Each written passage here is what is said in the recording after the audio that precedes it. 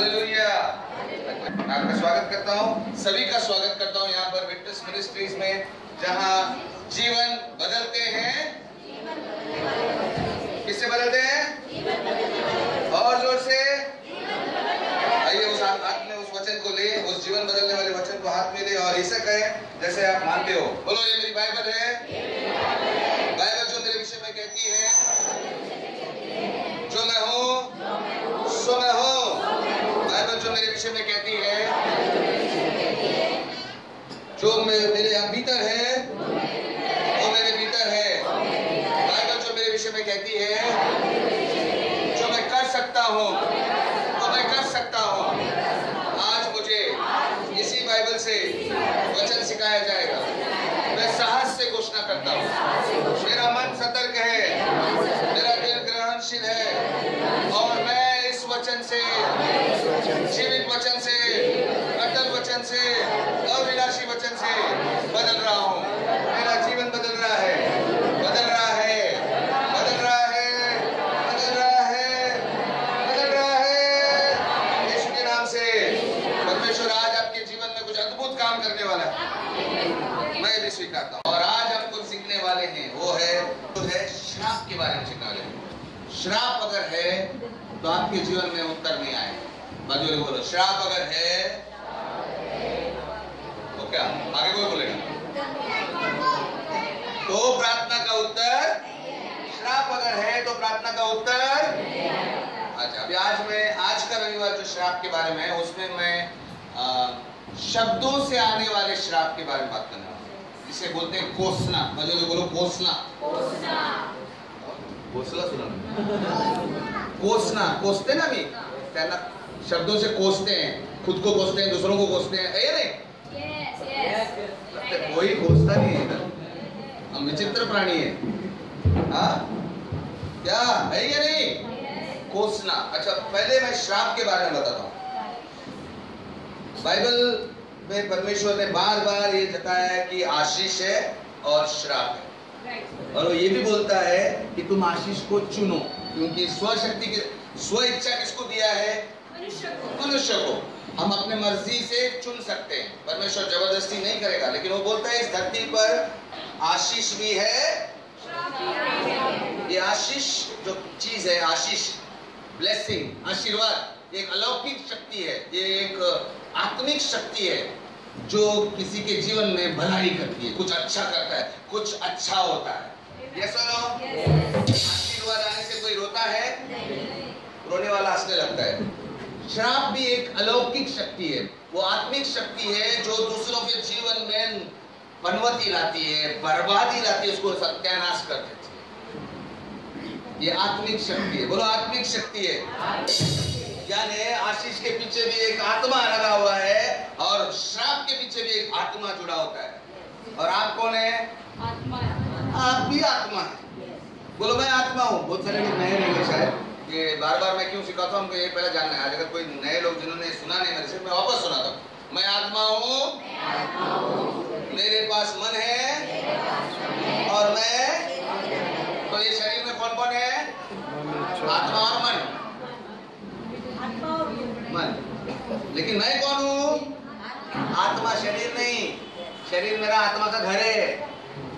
ये सुनो, तो उसका उदाहरण मैंने क्या दिया था कि अगर कोई मर जाता है, कोई भी उसको नाम से नहीं बुलाता, बोलता है लाश को उठाओ, कितना भी आप इज्जत देंगे, बोलेंगे डेड बॉडी, लाश, और कुछ शब्द मराठी में मैयत, क्या हो, कुछ भी, मुर्दा, समझ गया? क्योंकि नाम वाला व्यक्ति जो आत्मा था वो चला गया। यस। और आपको बोलता हूं, आज हम जो सीखने वाले वो शब्दों से आने वाले श्राप, शब्दों से आने वाले श्राप। शब्दों से आने वाले श्राप आपकी प्रार्थना को, आपकी प्रार्थना में बोलो रुकावट डालते हैं। आपके शब्द या किसी और के शब्द रुकावट बन सकते हैं। यस। और इस दुनिया में एक प्राणी है जो हम इंसान कहलाते हैं, वो ही शब्द बोलते हैं और शब्द बनाते हैं। क्यों? यूहन्ना 6 में 63, जल्दी से पढ़ना। यूहन्ना 6 में 63, यीशु ने एक राज बताया। ये राज मैं पहला बताना चाहता हूँ। यूहन्ना 6 में 63, यूहन्ना का सुसमाचार 6 में 63। आत्मा ही है जो जीवन देता है। आत्मा ही जीवन देता है। यहाँ पर वो पवित्र आत्मा की बात कर रहे हैं, दुष्ट आत्मा की नहीं। यानी परमेश्वर की आत्मा जीवन देता है और शैतान की आत्मा गलत करता है। ये सुनो, तो ये यहाँ पर परमेश्वर प्रभु बात कर रहा है, इसलिए बोलते हैं आत्मा ही जीवन देता है और शरीर से कुछ लाभ नहीं। ये शरीर से कुछ लाभ नहीं। जो बातें मैं तुमसे कही हैं, जो यीशु मसीह कह रहा था वो बातों को, जो बातें मैंने तुमसे कही हैं, वे आत्मा और जीवन है। वे आत्मा है। हेलो, मतलब हमारे शब्द जो आते हैं ना, वो आत्मा से आते हैं, मनुष्य की आत्मा से आते हैं। और वो बोलता है कि अगर वो पवित्र आत्मा का सकारात्मक शब्द लेंगे, परमेश्वर के जैसे शब्द लेंगे, तो पवित्र आत्मा उसमें जीवन डाल देगा। लेकिन अगर हमने गलत शब्द बोले आत्मा से, तो शैतान की आत्मा भी ताकत देगा उसको। समझ में आ रहा है कि नहीं? तो हमारे शब्द को क्या है? आत्मा दिखता है। मरने के टाइम आदमी दिखता है, लाश, उसकी शरीर। आत्मा दिखता नहीं है, उड़ जाता है। शब्द दिखते हैं नहीं, लेकिन वो है। लेकिन आपको मालूम है, शब्द इतने भारी चीज है, वो भले दिखते नहीं, वो क्या असर करते हैं। एक को मार डाल सकते हैं और एक को वापस उसको जोश दे सकते हैं। आपका दिल तोड़ चकनाचूर कर सकते हैं और वो टूटे हुए दिल को वापस खड़ा कर सकते हैं। शब्दों में इतना पावर है। ये सुनो, तो देखो आपके पास एक ऐसी चीज दी है परमेश्वर ने, वो इंसान को दी है, जो आशीष में भी बदल सकती है, जो श्राप में भी बदल सकती है। हम उसका इस्तेमाल कैसे करते हैं आज हम देखेंगे। हमारी प्रार्थना का रुकावट शायद हम खुद भी हो, शायद कोई पड़ोसी हो, शायद कोई आपके बाजू वाला हो, आपका रिश्तेदार हो। आज देखना है, राज जानना है। ओके, देखते हैं हमारे शब्द। बोलो, शब्दों से कोसना श्राप लाता है। श्राप किसका पावर से आता है? शैतान। तो शैतान की आत्मा कोसने के टाइम पे देखती है ये शब्द है, तो उसको पावर मैं दूंगा और हो जाता है। लेकिन आप कभी अच्छे शब्द बोलते हैं तो पवित्र आत्मा सामर्थ्य देता है, वो आशीर्वाद बनता है। लेकिन शब्द लगते हैं, कोई भी आशीर्वाद बोले बगैर आशीर्वाद नहीं। आप मन से सोच नहीं सकते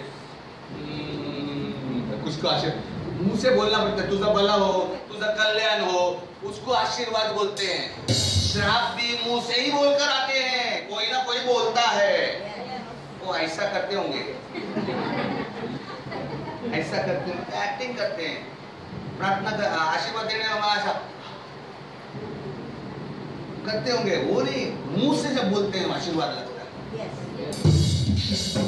श्राप भी मुंह से बोलने से लगता है। सत्यानाश हो, तेरा कीड़ा पड़ो, तो जो बोलते हैं। और उस श्राप के जैसा भी नहीं बोला, साधारण बात भी बोल दिया। यार क्या यार, आज मेरा काम नहीं बन गया, मेरा कभी काम नहीं बनता है। ये मैंने साधारण में श्राप को नहीं बोला, लेकिन ये भी श्राप बन जाता है, क्योंकि शैतान बोलता है ये तो नकारात्मक बोला, ये मेरे स्टाइल में बोला, तथास्तु। ऐसा कैसा हो गया? तू खुद ही बोला रे। Come on, yes or no? बच के रहना भाई, जबान पे लगाम दो, निकलते हैं। ओके, 12 मिनट का नीति वचन, 12 मिनट का फास्ट। आज मजा आने वाला है, यहाँ थोड़ा वचन ज्यादा है। नीति वचन 12 में 18, नीति वचन 12 मध्ये 18, तलवारीच्या भोगण्याप्रमाणे अविचाराने बोलणारा असं कोणी आहे? अविचाराने बोलणारा, हाँ, जो अविचार यानी विचार नहीं करे मगर फटाफट बोलता है ना, जैसा मैंने आपको एक उदाहरण दिया, तो श्राप बन जाता है। वो क्या होता है? तलवारीच्या भुसण्याप्रमाणे, हाँ, उसकी जैसा है, तलवार को घुसाने जैसा है। अविचाराने बोलणारा असा कोणी आहे? हाँ, परंतु सुज्ञाची जीभ आरोग्य देणारी आहे। लेकिन जो सोच समझकर बोलता है वो आरोग्य देणारी आहे। वो आरोग्य देणारी, वो चंगा करने वाली जीभ होगी। जब कुछ बीमार हो जाता है तो बोलो मत, आप आवाज भोगते हैं उसको और सत्यानाश होगा। बोलो नहीं, धन्यवाद परमेश्वर, मेरा चंगा हो रहा है। मैं भविष्यवाणी बोलते हैं, सही करना, सकारात्मक तरह से। आशीर्वाद आप अपने मुंह से बोलो ना, तथास्तु बोलने वाला पवित्र आत्मा है, वो आके पावर देगा। शैतान को और परेशान और बिगड़ते हैं, बद से बदतर होते हैं लोग। आगे बढ़ो, हिंदी बढ़ो। उतावली से बोलने वाली जीभ की बातें हाँ, तलवार के समान छेदती हैं, हाँ, परंतु बुद्धिमान के बोलने से चंगाई होती है। 18 में 21, नीति वचन में 18 में 21, नीति वचन 18 में 21। हाँ। जीभ के वश में, किसके वश में? जीभ के वश में। बोलो जीभ के वश में। जीभ निकाल के बताओ, दांत घसा नहीं तो भी चलेगा। पहले उसके मुंह पे श्वास मत छोड़ना। कम ऑन बोलो, जीभ के वश में मृत्यु और जीवन दोनों होते हैं।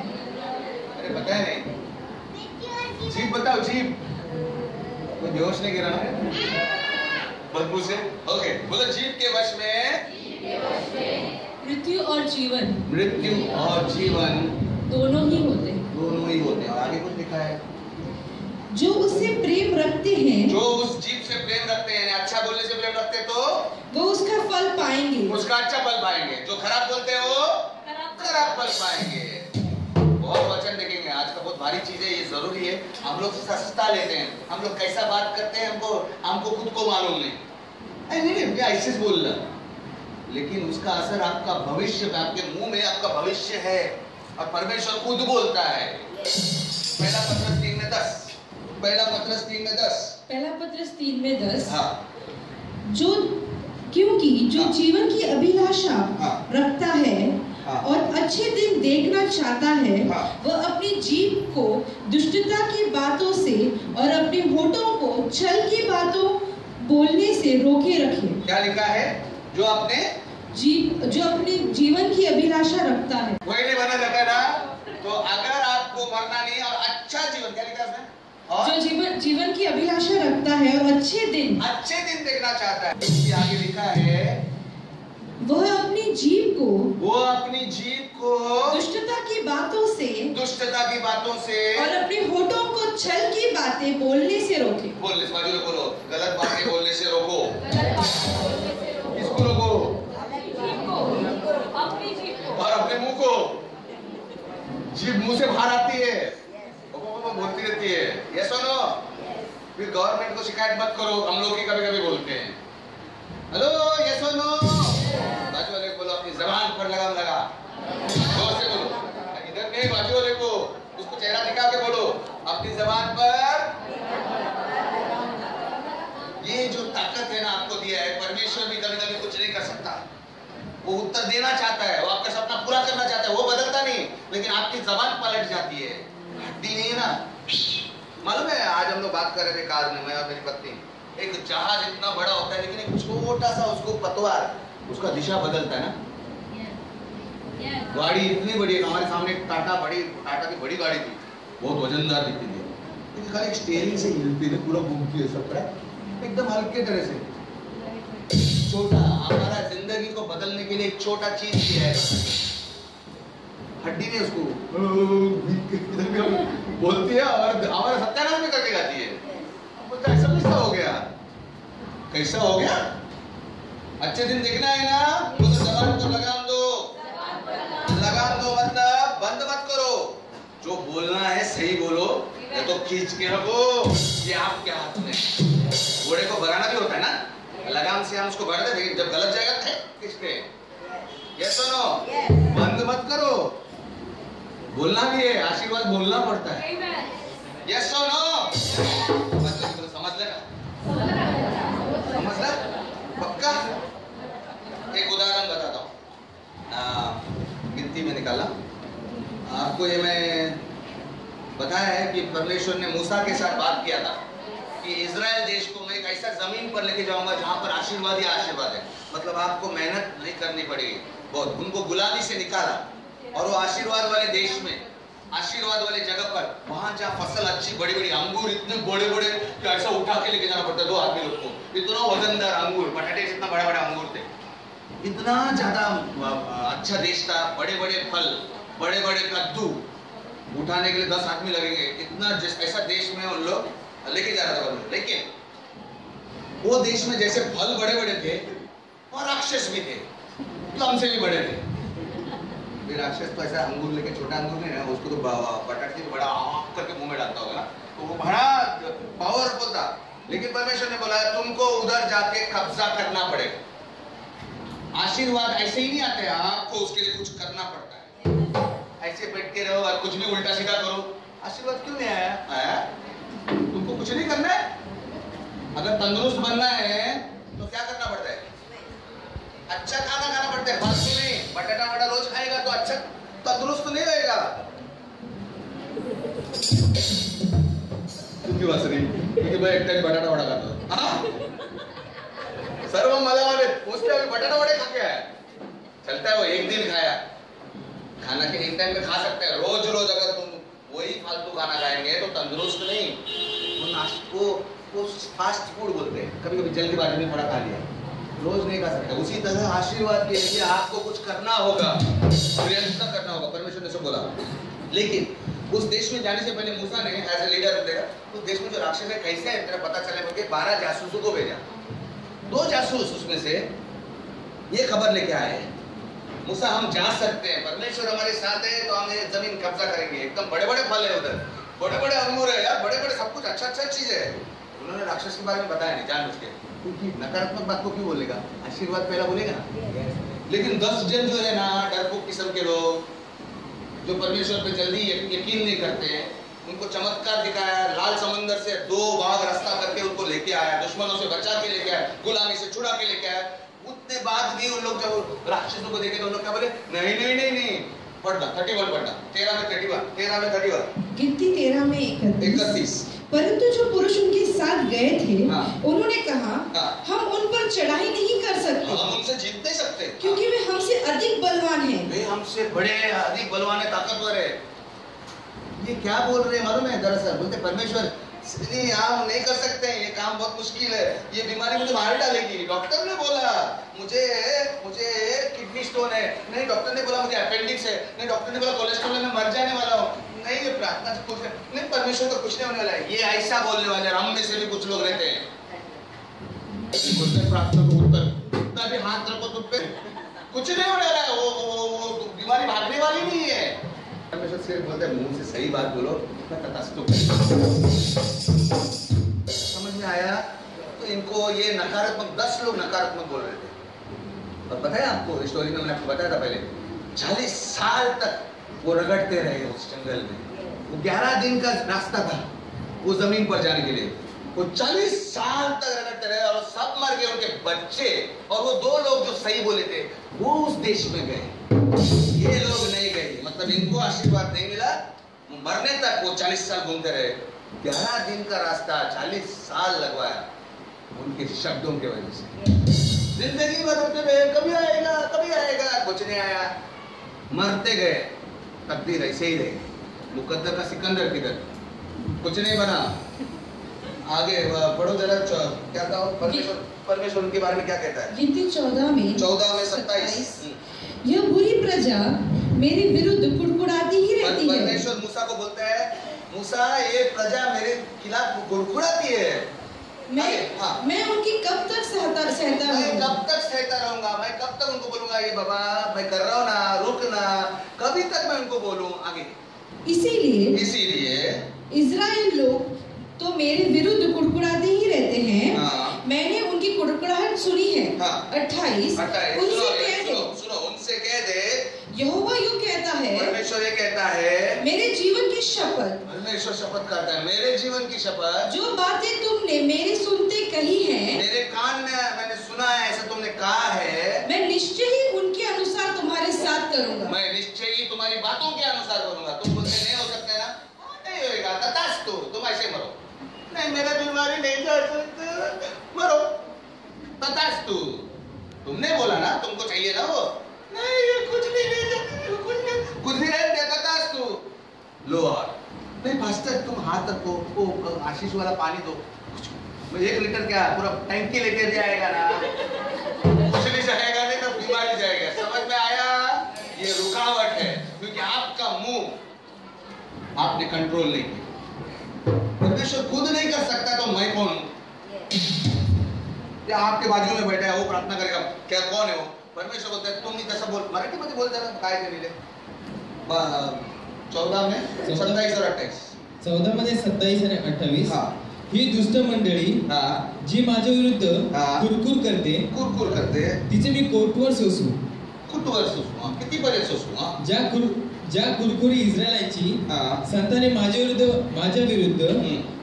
करतात त्या कुरकुरी मी ऐकल्या आहेत. मी ऐकल्या आहे. देव ऐकतोय. 28. त्यांना सांग यहोवा म्हणतो मी जिवंत आहे.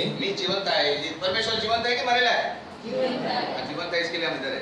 जसे तुम्ही माझ्या कानात बोलला तसे मी तुम्हाला करीन. जसं तुम्ही माझ्या कानात बोलला, जसे तुम्ही माझ्या कानात बोलला तसे मी तुम्हाला करीन.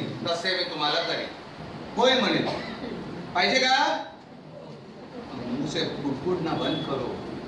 बीमारी के बारे में बार बोलना बंद करो. आशीर्वाद बोलो. शब्दों का असर होता है. और जब शब्द बोलते हैं, मैंने ऐसे ही बोला. तुमने कानून बना दिया. ये कानून है. तुमने अपने जीवन के लिए कानून बना. परमेश्वर बोला जा बाबा, तू स्व इच्छा वाला इंसान है, तेरे को स्व इच्छा दिया है, तूने कानून बनाया, ले तेरे हिसाब से हो जाते. हो गया. फिर वो भी गाली हम किसको देते हैं? उसी परमेश्वर को. बोले हम को हिला के बोलो, संभाल के रहे. जबान संभालना. सुनो. चलो पुराना करा नया करा में यीशु ने कुछ बोला. मत्ती 12 में 36 और 37. मत्ती 12 में 36. 36 और 37. 36. मैं तुमसे कहता हूँ जो भी निकम्मी बातें मनुष्य बोलेंगे. क्या लिखा है? जो भी निकम्मी बातें. बोलो, जो भी निकम्मी बातें मतलब क्या? कोई एक बात बताओ. ऐसे उदाहरण एक बात. भाई को जन्म लिया तू. बेटे को बोलते हैं हम लोग, बच्चे को नवऱ्या को बोलते हैं जा मरा प्राण दो. ये निकम्मी बात है ना. मर गया तो उधर ही होएगा. वो मरे हुए गाय को 1.5 लीटर दूध ज्यादा, ऐसे लोग बोलते हैं. मरने के बाद जिंदा था तब इसको खाना भी नहीं खिलाते. कैसे गाय था मेरा इतना दूध देता था, कैसे मेरा पति था कितना प्यार करता. जिंदा था तभी क्या किया? हलकर हालाय मरून जा तू. कमान. ये निकलनी बात है कि नहीं? फालतू में कुछ भी बोलते हैं. मैं सीरियस थोड़ी था, लेकिन तूने तो कानून बना दिया ना. मैं सीरियस नहीं था. अय्यो देवा काय केलं? देवाने काय नाही केलं. तू बोलली म्हणून झालं. कमान. ये सुनो. बोलो निकम्मी बातें नहीं. क्योंकि हम सब लोग आजू बाजू में हमारा परिवार है. कुछ भी बोल दिया ना लड़ सकता है, क्योंकि पीछे लग जाता है आत्मा. सही बोला तो पवित्र आत्मा, वो अच्छा ही करेगा. गलत बोला तो गलत आत्मा, वो तो वाट लगा के छोड़ देगा. और फिर बाद में कितना भी आपने रविवार किया हो, कितना भी मंडली में बैठा हो, परमेश्वर बोलेगा कितना बार बोलूं तेरे को बाबा, मुंह भर संभाल. मुंह संभाल. तेरा मुंह है, तू नहीं संभालेगा तो नहीं. देवा माझ्या मुंह को, मेरा मुंह को तू संभाल. वो कैसे संभालेगा? वो तेरे हाथ में. जो आप नहीं कर सकते ना वो करेगा. जो आप नहीं कर सकते वो परमेश्वर करेगा. जो आप कर सकते हैं वो कभी नहीं करेगा. अगर पढ़ाई हम कर सकते हैं तो मेरी बेटी बोल नहीं सकती परमेश्वर मुझे पास कर, मैं तेरा खेलने जाती हूँ. ये क्या है? परमेश्वर मैं पास करूंगा ना तो भूल जाएगी ना, तेरा दिमाग में लाऊंगा मैं. वो तेरा भेजे ने कैसा लाने का मेरे को मालूम है, लेकिन पढ़ाई तो तुझे ही करना है. आवाज नहीं आ रहा है. परमेश्वर मैं किचन के हांडी में सामने बैठता हूँ, खाना ऊपर से टपका, जबरदस्ती किचन में उठ जाएगा, सोल के बिल के एकदम मसाला ऐसा नहीं होगा. आपको कोशिश करना है वो अच्छा करके बनाए. अच्छा बन गया है आपके हाथ में मसाला नहीं थी, लेकिन लोग खाएंगे तो भी अच्छा लगेगा. आप प्रार्थना करते हैं उस टाइम पे करेंगे. वो बना मेरे मेहमान के सामने मेरा इज्जत बना रहने. मैं पहला बार बना रहा हूँ. जो भी बना रहा हाथ कांपते होंगे. प्रभु आप याद करते हैं, आप सही बात मेरा आज अच्छा बनने वाला है, मेरा अच्छा बनने वाला है. आप कर रहे हैं कुछ अच्छा बने. कुछ नहीं करेंगे कहाँ से आएगा? समझ में आया? निकम्मी बातें. ओके, निकम्मी बातें बात पढ़ो पढ़ो, यीशु ने क्या कहा? जो भी निकम्मी बातें मनुष्य बोलेंगे, हाँ, न्याय के दिन वे उसका लेखा देंगे। आगे 37, हाँ, क्योंकि अपने शब्दों के द्वारा, न्याय के दिन मतलब मरने के बाद परमेश्वर आपको ही बोलने वाला है। क्या है, तेरे को मैं धरती में भेजा था, 70 साल जिया तू, 80 साल जिया, 50 साल जिया, जो भी क्या करके आया है, तूने पूरा परिवार को हाथ पे रास्ते पे लगा दिया। देख तेरा, मैं तेरा स्क्रीन दिखाता हूँ, तेरा बेटा क्या कर रहा है, ले देख तेरी बेटी कितनी हंस गई है, शादी में रो रही है, देख उसने आत्महत्या किया, देख तेरे रिश्तेदार ने, देख ये सब तूने काम कांड करके आया। 70 साल में उधर जाकर निकल, न्याय के दिन हिसाब मांगेगा वो। मैं क्या किया? देख बाथरूम में क्या चिल्ला रहा था, देख बोलेगा क्योंकि ये क्यों लेखा दे रहा है, क्योंकि अपने शब्दों के द्वारा, अपने शब्दों के द्वारा तू निर्दोष, और अपने ही शब्दों अपने शब्दों के अनुसार तू दोषी ठहराया जाएगा। मतलब तू निर्दोष या दोषी अपने ही शब्दों से ठहराया जाएगा। दूसरा बोलने का छोड़ दो, पहला तुम अपने शब्दों से, तुम्हारे ऊपर दंड आएगा या तो तुम्हारे ऊपर आशीर्वाद आएगा। तुम्हारे शब्दों से। बाजू वाले बोलो, बाबा बाबा संभालो संभालो, सर्वमना हालेलुया। ये सुनो, वो डेंजर है हमारा मुंह में ना, वो जो जबान है ना, लगाम दो, बोलो जबान को लगाम दो। पीछे वाले को एक बार देखकर शक्ल दिखाओ, जबान को लगाम दो। एक लड़की थी, वो किसी और चर्च में थी, और उसने उसके छाती पर, स्तन में बहुत सारे गांठ बनने लगे, और वो गांठ एक गांठ नहीं थी, बहुत अलग अलग गांठ ना सारी छाती में आने लगे, जैसे पिल्लू डालते सब, बहुत सारी गांठ हो गई। डॉक्टरों के पास इलाज नहीं था, पता नहीं, डॉक्टर बोल रहे थे ट्यूमर है, लेकिन इसका रोग नहीं हो रहा है, बढ़ते जा रहे हैं, जितना दवाई दे रहे हैं वो बढ़ रहे हैं।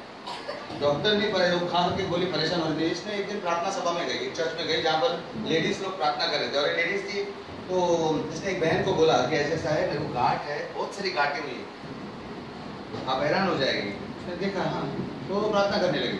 वो प्रार्थना करने के टाइम उस बहन को वर्ड ऑफ नॉलेज, जैसा बाइबल में होता है वरदान है, वर्ड ऑफ नॉलेज यानी ज्ञान, पता चलता है, परमेश्वर से बताते हैं कि उसका पीछे के बारे में बोलते। फिर उसने बताया उसको पूछा उस पीड़ित महिला से कि क्या आप अपने आप को कोसे कभी, तुम्ही आपल्या शरीराला काय कोसला का कधी, म्हणजे अपने शरीर को कुछ बोला क्या नकारात्मक? हाँ मैंने बोला था। क्या बोला? नहीं, क्या है मालूम, मैं जिस ऑफिस में काम करती हूँ वहाँ लड़के लोग ना सब लड़कियों को छेड़ते हैं, और बहुत बार मेरे साथ लड़कों लोग ने, ऑफिस के लड़के लोग ने मेरे स्तन को लेके अश्लील बातें की। मैं एक दिन अपसेट थी, मैं घर पे जब आई अपने कपड़े पे उतारे और मैं अपने आप को देखी तो मैंने कोसा मेरे स्तन को, मैंने गाली दिया, मैं क्यों ऐसा उधर बड़ा अच्छी दिखती हूँ, और लोग मेरे को क्यों चिढ़ाते, सब मैंने गाली दिया मेरे शरीर को। और ये कभी हुआ आपको ये गांठ आना? तो 2-3 हफ्ते बाद चालू हो गया और बढ़ते जा रहा है। कभी उसको पहली बार कनेक्शन मालूम पड़ा कि उसने जो बोला था इसके बाद ये हादसे होने लगे। तो क्या किया फिर उस बहनों ने मिलकर क्या किया? उन्होंने उसको बोला सबसे पहले एक काम करो, आप उस लड़कों को माफ करो, सबसे पहले उन लड़कों को, क्योंकि आप उससे चोट खाया, आपका दिल घायल हो गया, उनको माफ करो, पहले सच्चे दिल से माफ करो। दूसरा बात, आप अपने शब्द को काट दो, अपने शब्द को काट दो, मतलब रद्द करो, कैंसिल करो, समझ में आया? नष्ट करो, बोलो नष्ट करो। और तीसरा बात, परमेश्वर से माफी मांगो कि आपने ऐसा सोचा उनके बारे में, आपने अपने आप को कोसा, इसके लिए माफी मांगो। और वैसे वो करते गई, जैसे वो कर रही थी उसके आंखों से आंसू निकल रहे थे। फिर उसको बोला गया कि तू अभी अपने आप को सुंदर बोल, धन्यवाद परमेश्वर मैं सुंदर हूँ, मेरे शरीर में कोई कोट नहीं और मेरा शरीर अच्छा है, धन्यवाद परमेश्वर मैं सुंदर हूँ। जैसे ही वो बोलने लगे, गर्माहट उसे महसूस हुई, उसे छाती पर। और कुछ 2 हफ्ते के बाद वो उस मंडली में आई और गवाही दी, मेरे स्तन से पूरे जो है ना गांठ वो धीरे धीरे गायब हो गए। ये क्या था? शब्दों का श्राप, खुद बोलकर अपने ऊपर श्राप डाल, किसी और को बोलने की जरूरत नहीं थी, तो खुद ही बोले।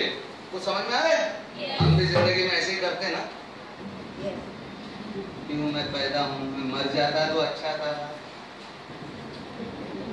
डेंजर है, आप अपने ऊपर सत्यानाशी का आत्मा को बुला रहे, मेरा जीवन नष्ट है, नष्ट नष्ट नष्ट होते जाएगा। यीशु ने सिद्धांत बोला है, वो कुछ नहीं कर सकेगा क्योंकि आप खुद मालिक है और आपने इसके बारे में कुछ नहीं किया। मैथ्यू 18:18 सच कहता हूँ, बोलो। जो कुछ तुम पृथ्वी पर बांधोगे, जो कुछ तुम पृथ्वी पर बांधोगे, आप पृथ्वी पर है कि हवा में है? यीशु ने मैं सच कहता हूँ बोला, मतलब मैं सच्ची सच्ची बात कर रहा हूँ।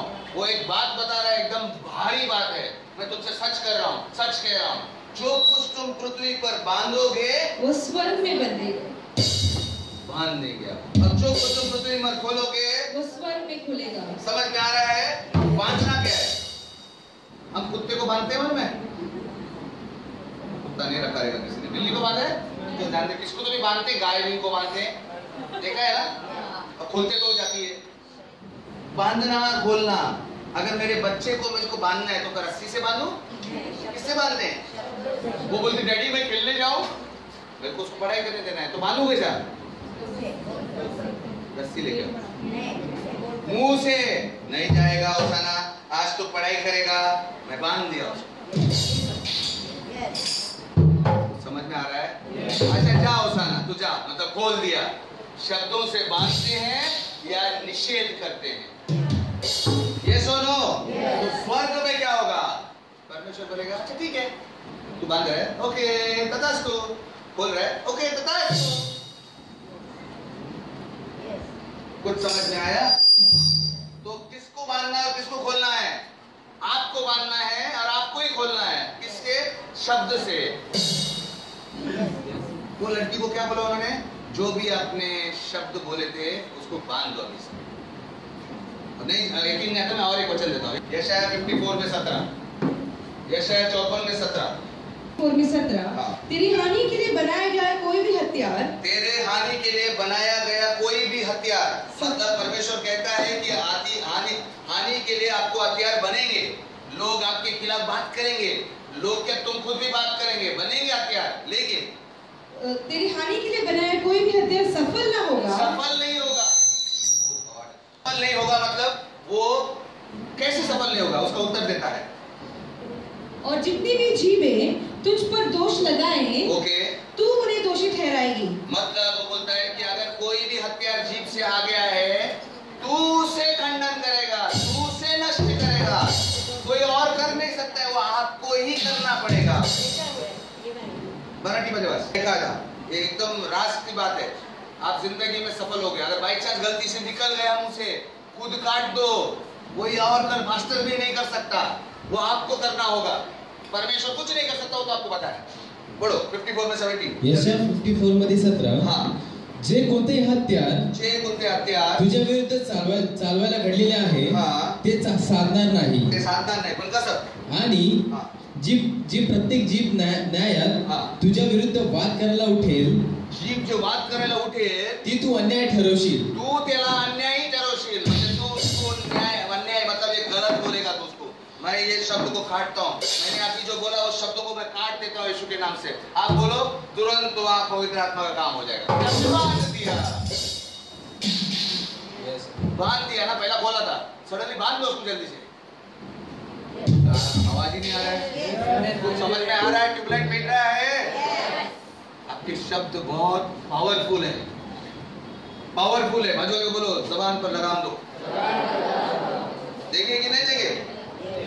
एक बार एक 30 साल की महिला थी जिसको हमेशा पीठ में दर्द देता था, उसका पीठ है ना हमेशा दर्द देता था, मतलब कम से कम सालों से। एक दिन प्रार्थना में मुलाकात हुई और वो प्रार्थना करने के लिए हम प्रार्थना तो किए, लेकिन एक दिन हाथ रखने के ऊपर ऐसा मन में संकेत दिया परमेश्वर ने, पूछ उसको। तो मैंने पूछा कि आपने अपने शरीर को कुछ बोला है क्या गलत, नकारात्मक बोला है? हाँ बोला है मैंने, वैसे देखने लगे, उसको कैसा मालूम पड़ा? बोला क्यों, कैसे बोला आपने, बताओ। तो उसे बताया एक्चुअली क्या है ना, मेरी माँ बहुत सुंदर है और पतली भी है, पदुकोण जैसा दिखती है, दीपिका पदुकोण, लेकिन मैं ना थोड़ी सी शॉर्ट हूँ, मेरे पिताजी जैसा नाटी हूँ और मोटी हो गई।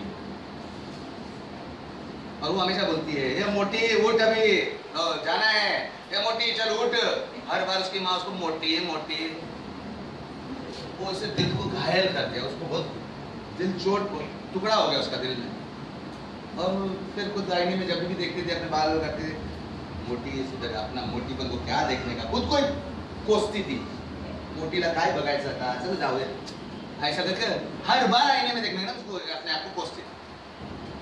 और ये पीठ का दर्द उसी कारण, जब उसको ये बताया गया कि बाबा एक सबसे पहले तुम माफी मांगो, सबसे पहले तेरी माँ को माफ कर, क्योंकि वो हमेशा बोलते तेरा दिल घायल है, माँ को माफ करने के बाद खुद माफी मांग की तूने ऐसा क्यों अपने शरीर को बोला, क्योंकि परमेश्वर आपको जीवन दिया है, आप जब नकार देते हो उसको कि सुंदर नहीं हो तो आप परमेश्वर को पागल कहते हैं, उसको नकार देते हैं, तो माफी मांग। और तीसरा बात, जो बांधना है वो बांध दे, जो नष्ट करना है वो नष्ट कर दे, और चौथी बात जो खोलना है वो खोल दे। धन्यवाद, मैं सुंदर हूँ, मैं अच्छी हूँ। पता है आपको, कुछ ही महीने के दरमियान वो धीरे धीरे वो सुंदर दिखने लगी, वो दर्द गायब हो गया, और उस दिन उसको बहुत गर्मी महसूस हुई, तो परमेश्वर काम करने शुरू किया। ये होता है पावर, मुंह से शब्दों को पहले काटना पड़ेगा, क्योंकि हर शैतान, हर नकारात्मक शब्द के वजह शैतान की आत्मा लग जाती है, और आपने आने दिया। बाजू वालों को बोलो, जबान पर लगाम दो, देव को बराबर से बोलो, दो। आयुब 6 में 24 और 25, आयुब 6 में Job chapter 6 verse 24 to 25, Job 6:24, मुझे समझाओ और मैं चुप रहूंगा, मुझे बताओ मैंने क्या गलती की है। 25, खरे वचन कितने प्रभावशाली होते हैं। मराठी में क्या लिखा है, खरे वचन कितने प्रभावशाली होते हैं। सरळपणाचे शब्द किती जोरदार असतात, किती जोरदार असतात। तो म्हणतोय सरळपणाचे शब्द किती जोरदार असतात, तर वाईटपणाचे शब्द किती पावरफुल असणार। Come on. एक बार एक लड़की थी, उसकी 2 बहनें और थी, और ये लड़की को क्या था, ये थोड़ी सावली किस्म की थी, और उसकी जो 2 बहनें थी वो बहुत सुंदर थी, और उनकी आंखें ना नीली थी। ये हमें ये प्रॉब्लम, इस लड़की के कॉलेज लड़की जो थी, 2 बहनों की दूसरी बहन जो थी, वो चर्च में आई थी, तो प्रार्थना करने, क्योंकि उसके चेहरे पर एक लालपन था, और सब बड़ी पिंपल्स भी आते हैं तो निकलते हैं, लेकिन ये एकदम एक बीमारी सी हो गई थी दोनों चेहरे पे, गाल पे। ये बहुत सारा क्या होता है, डर्मेटोलॉजिस्ट, ये चमड़ी के डॉक्टर होते हैं, उनके पास गई, बहुत सारा क्रीम लगाई, लेकिन कुछ नहीं हो रहा, उसकी शादी नहीं हो रही। एक तो पहले सावली थी, और उसकी बुरी आंखें, और वो अच्छी नहीं दिखती थी, कॉम्बिनेशन। दूसरी बहनें क्या कर रही थी, उसको चिढ़ा रही थी, बोल रही थी तू अपने बाप की बेटी नहीं हो सकती, तू हमारी बहन नहीं हो सकती, देख तू अलग, हम लोग कितने अलग दिखते हैं। ये बातें उसको घायल करती, तो वो जब भी आईने में देखते अपने आप को कोसती। बचपन, आज उसकी शादी की उम्र हो गई, शादी नहीं हो रही, क्योंकि वो ऐसा ये मुआसी नहीं, कुछ सोराइसिस बोलते हैं उसको, स्किन डिजीज, ये हुआ था। ये जब संकेत मिला तो उसे बताया, और उसने जब ये स्टोरी बताया कि उसकी बहनें ऐसी कोसती है, तो पहले सबसे पहले उसकी बहनों को माफ करना मुश्किल था, माफ करवाया, माफी मांग परमेश्वर से, देवा मला माफ कर, मी रागवली माझ्या बहिणीवर, आणि तुझ्यावर रागवली ती, मला असं कसं केलं। और अपने आप को पहले ये शब्दों को काट दे, जो उसने शब्द बोले, तूने अपने आप को कोसा है ना, ये चेहरा अच्छा नहीं है मेरा, ये नहीं वो नहीं, काट दे, शब्दों काट दे, और फिर अपने शब्दों, अपने चेहरे को अच्छा बोल, अपने आप को अच्छा बोल, क्योंकि जहाँ नकारात्मक है वहाँ सकारात्मक बोलना है। ये सुनो, करते करते गई, धीरे धीरे उसके मुंह से निकलने गए, उसके चेहरे पर से लालपन निकल गया, एलर्जी निकल, चेहरा अच्छा होने लगा, और आज उसकी शादी हो गई। लेकिन ये वो नहीं होता, वो होता नहीं अगर वो ये बात को ये बताती नहीं कि उसने ऐसा बोला है अपने आप। समझ में आया? अगर वो काटती नहीं तो होता नहीं। प्रार्थना करते बैठते कुछ होता नहीं। आपको करना है, शब्दों को काटना है। बार बार मैं सिखाता हूँ, जो शब्द बोले उसको बांधो, किसी और ने बोला तो भी काट दो उसे। खुद बोलते हैं हम लोग कितनी बार, अभी हम खुद की बात कर रहे हैं, खुद ने कितनी बार बोला होगा। याद करो, पहचानना बहुत जरूरी है। इसीलिए सुबह उठकर मैं बोलता हूँ कि अकेले वक्त बिताओ परमेश्वर के साथ। लोग बोलते हैं सुबह क्या करूँ मैं बोला प्रार्थना मत करो, सुबह वक्त बिताओ परमेश्वर के साथ। परमेश्वर बैठो शांत, परमेश्वर मुझे बता मेरे जीवन के बारे में क्या चाहता है, क्या करो, बातें याद दिलाएगा आपको। वो वक्त बिताना है, वो बड़बड़ करने का, देवा मेरे को ये कर, मेरे को वो कर, मेरे को वो कर, मेरे को बात करने के लिए सुनना है। लेकिन बहुत लोगों को सुस्ती आता है, वो 1 घंटा भी नहीं बिता पाते। सुबह बिताओ उसे सुनने के लिए, आपके जीवन के बहुत सारे राज बताएगा, वो प्रकट करेगा वो। यस आपके जीवन में कुछ होने वाला है, कुछ ऐसी बातें हैं आपको दिखाएगा, या आप पूछेंगे परमेश्वर ऐसा क्यों हो रहा है मेरे जीवन में, कुछ बताना। हो सकता है उस दिन नहीं बताया, अगला दिन धीरे धीरे कुछ आइडिया से बताया, कभी टीवी के न्यूज से सडनली आपका अटेंशन होता जाएगा कि आज में परमेश्वर पूछा, परमेश्वर इधर से बताया, आपको समझाने वाली नजर से वो बताएगा, लेकिन वक्त उस टाइम में बिताओ, जिंदगी का पूछो, नहीं तो मरकर चले जाओगे और वो प्रॉब्लम जाएगा ही नहीं, वो आपने किया है। मरने के बाद न्याय होगा। तुमने व्यक्त शब्द बोले थे, नहीं बोले तो बाजू वाले ने बोले होंगे, देखो बताएगा जरूर।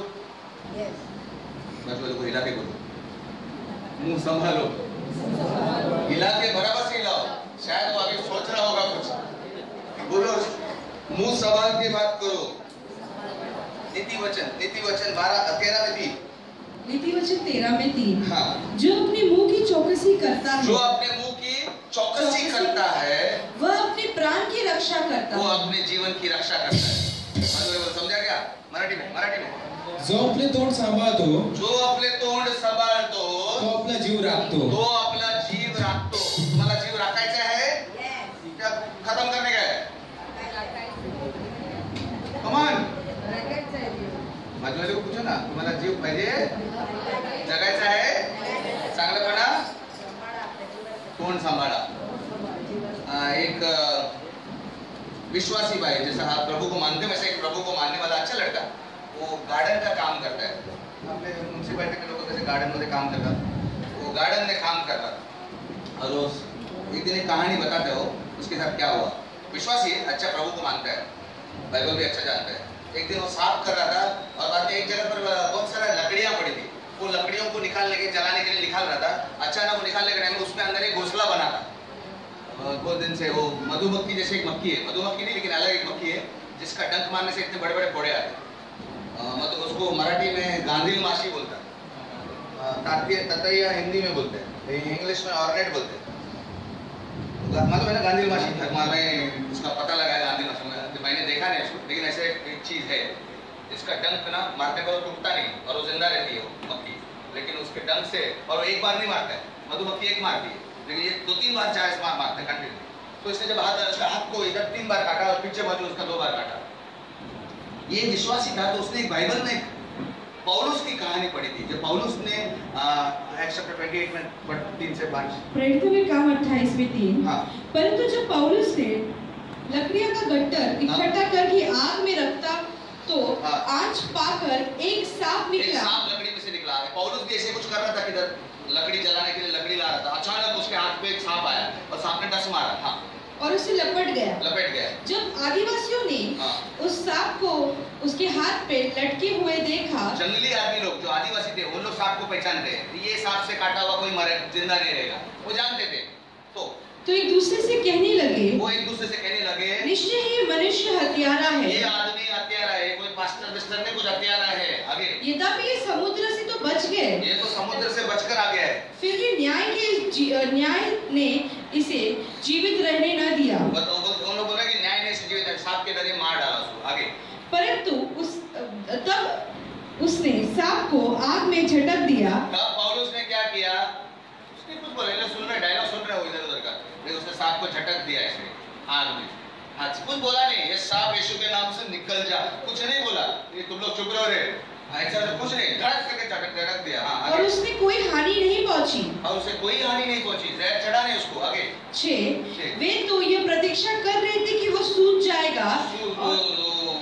आदिवासी लोग देख रहे थे, ये सांप आदमी सूझ जाता है, उससे फेस आता है, ऐसा कुछ नहीं हुआ, देख रहे हैं लोग, और गिरकर मर जाएगा, लेकिन कुछ नहीं हो रहा है, ये तो अपना आग जलाते बैठे हैं अच्छा से एकदम। आगे परंतु जब वे बहुत समय तक प्रतीक्षा करते रहे, बहुत समय तक उन लोग प्रतीक्षा कर रहे हैं, चुप बैठे सुन रहे हैं, डायलॉग बहुत मारा उन्होंने, अभी सुन देख रहे हैं। आगे और देखा कि उसे कुछ भी हानि नहीं पहुंचा है, तो उन्होंने विचार बदल कर कहने लगे, अभी वो शैतान था बोलते थे, अभी वो पापी था बोलते थे, अभी विचार बदल गए और ये कहने लगे कि ये तो कोई देवता है।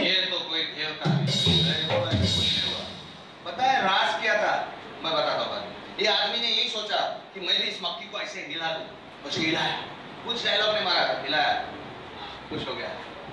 देखा तो मक्खी का कोई भी फोड़ा नहीं आया, 5 डंक थे, लेकिन मच्छर चाबा ना वैसा छोटा सा एक लाल हो गया और वो गया घर पे। आपका काम करके उसका ड्यूटी खत्म हो गया, शाम को अपने बीवी के पास गया, बहुत घंटे बीत गए, तब तक हाँ ठीक है, बीवी को बता रहा है ऐसा ऐसा, आपको मालूम है बीवी को पता नहीं, थोड़ा छड़ा बड़ा के बता ना मर्द लोग, मर्दों का आदत है थोड़ा छड़ा बड़ा के बता। असं होतं एवढी मोठी मक्की होती माशी, गांधी माशी, डंक मार काय जोरात लागला मला।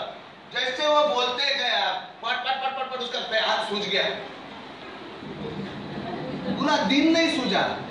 तब वो मुझे ये बताता है, वो ये स्टोरी में बताता है कि विश्वासी होने के बाद मुझे ये बात मालूम पड़ गया कि कुछ भी चीज ना बोलने का नहीं चाहता, कुछ चुपचाप ना देने का। बोलेगा ना शैतान को पावर, वो चीज को पावर मिलता है। वो समझे, कोई भी बोलता है अरे पता है मुंबई में ऐसा होगा, हो हा हो आता महागाई वाढणार आहे, हो हा काय दिवस हा, जास्त बोलू नका, गप्प बसा आणि निघा ना तिथून। हेलो, परमेश्वर का वचन कहता है मत्ती 18 में 19 पढ़ जरा, 19 पढ़। मत्ती 18 में 19। मैं तुमसे फिर कहता हूँ, अभी उसने 18 में क्या कहा, मैं तुमसे सच कहता हूँ जो कुछ पृथ्वी पर बांधोगे वो स्वर्ग में बंधा जाएगा। आप वो बोलते हैं फिर मैं कहता हूँ, यदि तुम में से दो जन, कितनी जन? 2 जन, मिनिमम 2 जन, हाँ, पृथ्वी पर अगली पृथ्वी पर, हाँ, किसी व्यक्ति के लिए, किसी भी बात के लिए एक मत हो, एग्री करे, एक मत, हाँ रे, हेलो, यहाँ में प्रार्थना के लिए एक मत बोल रहे तो कुछ भी आ ही नहीं निकलता है, ओए प्रभु पोर्टल बंद है। लेकिन आप ही बोलो अरे तेरे को मालूम है ऐसा एक आदमी ने बीवी को मार, काय बोलते हैं, बोल उगड़ते थे। बुरा चीज के लिए हमारा मुंह जल्दी खुलता है। कमाल यार, सब लोग सोच रहे मैंने बोला है, सब लोग करते हैं। इंसान को ना बुरा चीज काय बनते, इधर हम लोग काय म्हणते, इधर बोलते देवा त्याच्या प्रार्थनाला उत्तर द्या, कोणी म्हणत नाही। चल रहे बोल के थक जाता हूँ, आंखें बंद करो और सहमत हो जाओ। 2 भाई प्रार्थना कर रहे हैं, उसको भाई का चेहरा देखो, ये प्रार्थना करने को आया पहली बार, देखिएगा अरे तुम हो। मत्ती 18 में 19। मैं तुमसे फिर कहता हूँ यदि तुम में से 2 जन पृथ्वी पर किसी विनती के लिए एक मत हो, पृथ्वी पर किसी भी बात के लिए एक मत हो, वो मेरे स्वर्गीय पिता की ओर से उनके लिए पूरी हो जाएगी। वो स्वर्गीय पिता की ओर से पूरी हो जाएगी। तुम बोलेंगे अरे ऐसे होता है, मतलब जा हो गया, हेलो, सुरक्षा चक्र से बाहर आ जाते हो आप। उधर जाके अगर वो ये बोलता परमेश्वर की महिमा हो, या फिर चुप रहता, अच्छा है धन्यवाद परमेश्वर ने आज संकट से बचा। इसलिए मैं कितनी बार बोलता हूँ जब सपना खराब दिखता है ना, आज कुछ भयानक सपना देखा बेकार, आके जल्दी से किसी को बोलो मत मैंने इतना बुरा सपना देखा, वो हो जाएगा। कितनी बार बोला सपना परमेश्वर से भी आता है शैतान से भी आता है। परमेश्वर का सपना डराता नहीं, शांति लगता है। डरने वाला चीज होगा ना तो बोले मत, बीवी को भी बोल मत, किसी को बोल काट देता हूँ मैं सपने को, मैं यीशु के नाम से उस सपने को काट देता हूँ, मेरी जिंदगी में असर नहीं करेगा। ये बोलने में कुछ प्रॉब्लम है आपको? नहीं, दिखाना है ना आज मेरा सपना ऐसा था, अरे कुछ आया, अरे स्टोरी बोलने का तो शाहरुख खान बनने का कोशिश करता है, तो बड़े बड़े स्टोरी बता रहे। नहीं नहीं नहीं नहीं, आपको सब नहीं करना है, चुप रहो, काट दो। समझ में आया? नहीं तो दूसरा आदमी सहमत हो जाएगा तो हो गया, बैंड बज गया। ये सिद्धांत सिखा रहा हूँ, धर्म नहीं है ये सच्ची होता है, पृथ्वी पर है हम, सबको नहीं समझा, सच्ची होता है ये। दम नहीं है, मैं बोल रहा हूँ सच्ची होता है। बाजू वाले का भी बोलो जोर से, वही प्लीज अपना मुंह संभाल के बात कर यार, मैं भी संभालता हूँ। अपने आप को भी बोलो मैं भी अपना मुंह संभालूंगा। बहुत डेंजर है, बहुत डेंजर। हालेलुया। एक बार फिर से बोलना, 18 में 18 और 19 दोनों साथ में पढ़ना। 18 में 18 और 19। मत्ती 18 में 18। मैं तुमसे कहता हूँ जो कुछ तुम पृथ्वी पर बांधोगे वो स्वर्ग में बंधेगा, और जो कुछ तुम पृथ्वी पर खोलोगे स्वर्ग में खुलेगा। मैं तुमसे फिर कहता हूँ यदि तुम में से 2 जन पृथ्वी पर किसी बात के लिए एक मत होते हो तो वो मेरे स्वर्गीय पिता की ओर से उनके लिए पूरी हो जाएगी। ओके, आज मेरा सवाल आपके लिए है, क्या आपने कभी ऐसा अपने आप को कोसा है? मला जगायचंच नाही, मी मेला तर बरं आहे असं खुद के ऊपर कभी श्राप बोला है, कोसा है? याद करो। या कभी सोचा आपने मैं पैदा नहीं होना चाहिए था, या फिर कभी आत्महत्या करने की कोशिश की? अपने आप से नफरत किया या कुछ ऐसा कुछ बोला होगा, काश मैं पैदा नहीं होता था, काश यार मला जगायचंच नाही, ऐसा कभी बोला है आपने? तो अभी इस समय माफी मांगना है। कम ऑन, आंखें बंद करो। अगर वो याद आ रहा है, कुछ याद नहीं आया तो याद करो और उस माफी खत्म करो घर पे, लेकिन आज प्रार्थना करो। कम ऑन, अभी इस समय प्रार्थना करो, आंखें बंद करो। बोलो, परमेश्वर पिता, सबसे पहले मैं धन्यवाद देता हूँ कि तू मुझसे प्यार करता है, तूने मुझे ये जीवन दिया है, मैं धन्यवाद देता हूँ। तू मुझसे प्यार करता है इसलिए मैं धन्यवाद देता हूँ। लेकिन आज माफी मांगता हूँ, क्योंकि जब मैं अपने जीवन को नकारता हूँ तो मैं तुझको नकारता हूँ, मैं अपने जीवन से नफरत करता हूँ तो मैं तुझसे नफरत करता हूँ। इसके लिए मुझे क्षमा कर यीशु, तेरे लहू से मेरे विचारों को धो दे। मैं अपने शब्दों को कैंसिल करता हूँ, रद्द करता हूँ, नष्ट करता हूँ, ये मुझ पर असर नहीं करेंगे। मैं अपने ऊपर परमेश्वर की सुरक्षा बोलता हूँ। मैं परमेश्वर, जीवित परमेश्वर की संतान हूँ और मुझे शैतान कभी फंसा नहीं सकता, मुझ पर हावी नहीं हो सकता, मुझ पर बुरी बातों का असर नहीं हो सकता। मैं विजयी हूँ, आजाद हूँ यीशु के नाम से, आमीन। कुछ समझा क्या? ऐसे बोला, मैं बोल रहा था इसलिए फटाफट बोला कि कुछ समझा। ऐसे प्रार्थना करना, घर जाना, याद करना। अगर कुछ याद आता है कि हाँ रे 10 साल पहले, हाँ रे 5 साल पहले, हाँ ऐसा शादी के बाद तुरंत झगड़ा होता है, हम लोग बोले होंगे, जिंदगी पूरा नरक बन गई है। अभी याद करो, कुछ तो होगा, कुछ मिलेगा आपको। कम ऑन, है वो शब्दों को काट करेंगे, काटेंगे। सुबह बैठना पड़ेगा, अकेले में बैठो, याद जाएगा, परमेश्वर याद दिलाएगा। कम ऑन, बाजू वाले को बोलो, वक्त बिताओ। अभी हम आते हैं, ये तो हुआ हम खुद पर श्राप बोले, दूसरों पर श्राप बोलना। या तो आपने किसी को बोला है या किसी और ने आपके ऊपर बोला, उसका भी असर होता है, उसका भी असर होता है। बोलो, असर होता है। यशायाह 55 में 11, जल्दी से। यशायाह 55 में 11, उसी प्रकार मेरे मुंह से निकलने वाले वचन, परमेश्वर बोलता है मेरे मुंह से निकलने वाले वचन होगा, वो व्यर्थ ठहर कर मेरे पास न लौटेगा। वो व्यर्थ, मतलब बिना काम किए मेरे पास वापस नहीं आएगा, वरन मेरी इच्छा पूरी करेगा, वो मेरा बोला हुआ जैसा काम करेगा। और जिस काम के लिए मैंने उसको भेजा है, जो शब्द मैंने भेजा है, जिस काम करने के लिए भेजा है, उसे पूरा करके ही लौटेगा। वो पूरा करके ही लौटेगा। मतलब वो कहना चाहता है परमेश्वर, जो मुंह से हम लोग बात बोलते हैं वो कर ही आएगा, अगर उसे खुला छोड़ दिया। कम ऑन, ऐकलंय कधी जमिनीवर शेती येत नाही, काय म्हणतो बंजर, म्हणजे काहीतरी पेरलं तर काय उगतच नाही। मोरे साहेब काय म्हणता, बरोबर ऐकलं? तुम्ही शेतकरी आहे, होते ना, बहुत लोग गाँव वाले लोग बोलते या शेतात काय होत नाही, बंजर है, या ऐसा, या इस जगह पर कुछ तो भी, ये घर में कुछ तो पर्वती है, भूत बंगला है, श्राप है। कम ऑन यार, आपका सिर्फ लोगों पर नहीं असर होता है, चीजों पर भी असर होता है। वो अफ्रीका में एक जंगल में आदिवासी लोग, वो एक पिक्चर में आया था, कौन सा पिक्चर था, तारे जमीन पर, आमिर खान बताता है, और ये सच्ची घटना है। जंगली लोग ना, अगर उनको पेड़ को गिराना है, उनके पास इतने बड़े हथियार नहीं है, तो वो खाली हु हाँ ऐसा नाचते ना, तो हमको हुआ लगता है, वो कोसते हैं उनकी भाषा में, तो अफ्रीकी भाषा में वो झाड़ को कोसते हैं, अगला दिन झाड़ करके गिर जाता है। ये सच्ची बात है। तो आपके शब्द चीजों पर, जमीन पर लगते हैं, आदमी तो क्या दूसरे चीजों पर भी लगते हैं। अभी मैं एक सबूत देता हूँ, यीशु मसीह का एक सबूत देते हैं। मरकुस 11, जल्दी फास्ट। मरकुस 11 में 12 से 14। मरकुस 11 में 12। और दूसरे दिन जब वो बैतनी से निकले, यीशु मसीह बैतनी से निकल रहा था, तो उसे भूख लगी।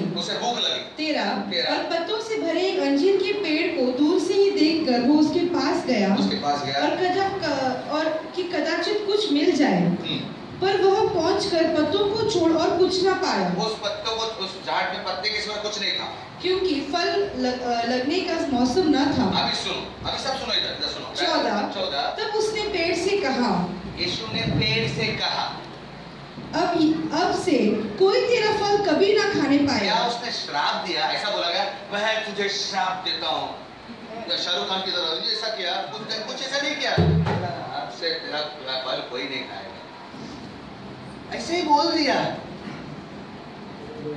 ऐसे बोल दिया। हाँ आगे। और उसके चेले सुन रहे थे। उसके चेले सुन रहे थे। उसने मन में नहीं सोचा, उसने मुंह से बोला। एक इंसान ने पेड़ को मुंह से बोला, कोई बड़ा डायलॉग मार के नहीं बोला मैं इस देवी के नाम से करता हूँ, मैं यीशु के नाम से, या मैं परमेश्वर के नाम, कुछ नहीं, सिंपल बात किया, सिंपल बात। तो समझे ना? डायलॉग सुना और चेले ने भी सुना। ये रात का समय, शाम के समय जा रहे। अभी नेक्स्ट वाला वचन मरकुस नीचे 20 और 21। फिर प्रातःकाल जब वे, अभी वो लोग उधर प्रचार विचार करके रात को सो के सुबह निकले। पहले के जमाने के लोग सुबह निकलते, प्रातःकाल वो वापस आ रहे। जब वे उधर से जा रहे थे, उधर से ही जा रहे थे, वापस गए उधर से तो आएंगे उधर से। तो उन्होंने उस अंजीर के पेड़ को जड़ तक सूखा हुआ देखा। जड़ तक सूखा हुआ देखा। पतरस ने स्मरण करके कहा, बड़ा चेले ने जो बुढ़ा था 50 साल का उम्र का था, उसने स्मरण किया, नहीं यार कल जब हम लोग जा रहे थे शाम से, अरे इसने बोला था इस पेड़ को, कभी वो सूखा नहीं, लेकिन देखो आज तक सूख गया। रब्बी देख, यह अंजीर का पेड़ जिसे तूने श्राप दिया था। इसको समझ में आया, ये आदमी समझ गया कि इसने नकारात्मक बोला मतलब ये श्राप है। आपने सुना कभी श्राप लगा? आप जब बोलते हैं कभी श्राप लगता है?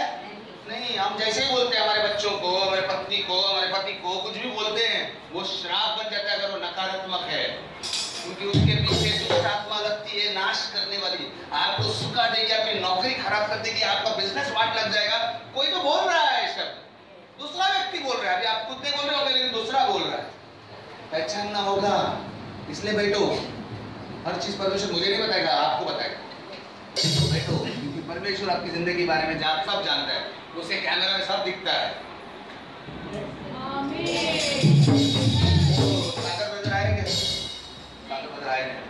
सागर बदर गांव गए, कभी भी देखो तो भाई साहब हमको ही फोन करते हैं, जब प्रेमा सिस्टर को ढूंढते रहते हैं, प्रे करो प्रे करो प्रे करो। इस बार पता नहीं उसने एक जगह पर प्रे किया, किसको देख के बेचारे को दया आई, क्या वो काम बन गया, बाद में गांव में फैल गया। बोलते हैं गए संडे उसने साक्षी दिया, दुनिया भर के लोग फोन करने लगे। और देखो अभी करना पड़ेगा ना भाई, इज्जत का सवाल है, सब लोग गांव में घर पे पहुंच रहे, वो अच्छा हो गया, अब मुझे भी फोन। कितने लोगों की साक्षी आई। परमेश्वर काम करेगा। मैं हर बात सिखाया, पास्टर का ही खाली सुनता है, आपका सुनता है, आप संतान हैं, करो, आप करो। मुंह खोलेंगे नहीं, बैठेंगे नहीं, परमेश्वर कहां से बोलेंगे? कमाल करेंगे कि नहीं? वक्त बिताओ, हालेलुया। एक बहुत इंपॉर्टेंट कहानी जो आज से ताल्लुक रखती है, पहला शमूएल 31 में 1 से 3, जल्दी से पढ़ो, 1 से 4। एक बार इजराइल देश सब किसने देखा है? तस्वीर में देखा है? नहीं देखा है, तस्वीर में नहीं देखा है इजराइल का? कितने लोगों ने देखा? हाथ ऊपर करो। नहीं देखा है, अच्छा ओके, कम लोगों ने।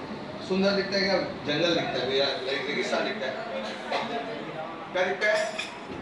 सुंदर है कि रेगिस्तान है? आज बोलो। अगर तस्वीरें देखेंगे ना, आज जो इजराइल है वो इतना सुंदर है, हॉलीडे प्लेस है वो, बहुत लोग उधर जाते हैं घूमने के लिए, इतना सुंदर है। एक जमाने में रेगिस्तान था, कुछ भी नहीं था, आज पेड़ पौधे फूल सब कुछ अच्छा, लेकिन एक जगह है जहाँ पर अभी तक कुछ नहीं हो रहा है, वो पढ़ो। पहला शमूएल 31 में 1। ये 3000 साल पहले की बात है, आज से 3000 साल पहले की बात है, यीशु मसीह के भी 1000 साल पहले की बात। ओके, फिलिस्ती तो इजराइल के विरुद्ध युद्ध कर रहे थे। फिलिस्ती लोग जो दुश्मन लोग थे, अरबी लोग थे, वो इजराइल के साथ युद्ध कर रहे थे। और इजराइल के लोग फिलिस्ती के सामने भाग खड़े हुए, क्योंकि उन लोग ज्यादा पावरफुल लगे।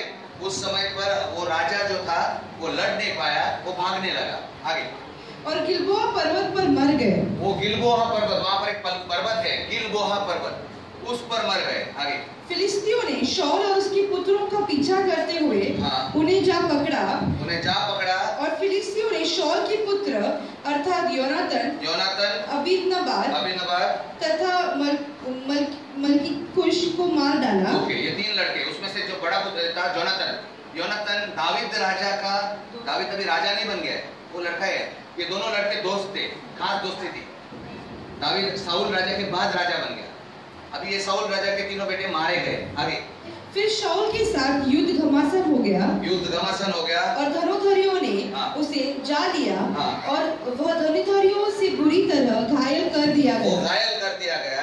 तब शाऊल ने अपने शस्त्र वाहक से उसके बॉडीगार्ड से कहा कि मैं ना इनके हाथ से मरना नहीं चाहता हूँ, तो एक काम कर, तलवार ले मुझे मार दे, जल्दी मेरी गर्दन उड़ा, क्योंकि मैं दुश्मन के हाथ से मरना नहीं चाहता हूँ, तू मुझे। वो बेचारा नहीं कर पाया। आगे अपनी तलवार खींचकर मुझे भोग दे, ऐसा ना हो कि खतना रहित लोग आकर मुझे तलवार भोगे और मैं ठट्टा उड़ाए। परंतु उसके शस्त्र वाहक ने उसे ऐसा करना ना चाहा, क्योंकि वह अत्यधिक भयभीत हो गया। वो नौकर था, वो कैसे राजा को मारेगा। अतः शाऊल अपनी तलवार निकालकर उसने अपनी तलवार निकाला, ऐसा रखा और उसके ऊपर गिर गया। खत्म। ओके, अब जब दावीद आता है पहला शमूएल में 1:21, अब दावीद ना जो जोनाथन का दोस्त था, राजा नहीं बना था, लेकिन वो आता है। दूसरा शमूएल पहला अध्याय 21 वचन, दूसरा शमूएल 17 वचन, पहला 17 वचन। दूसरा शमूएल 1:17। इसके बाद दाऊद ने शाऊल और उसके पुत्र योनाथन के विषय में यह विलाप गीत के द्वारा शोक मनाया। दाऊद जब पहुंचा वहां पर, उसको खबर मिली कि सब मरे हुए पड़े हैं, लाशें पड़ी है, टुकड़े हो गए, तो विलाप में उसने एक शायरी बोली, ये गीत बोला, ये बोला कुछ विलाप गीत। हे गिलबोआ के पर्वतों, रो रो के वो बोल रहा है, तुम पर ना ओस पड़े ना वर्षा हो, ना तुम्हारे पर वर्षा हो। ये कभी बोला उसने? 3000 साल पहले।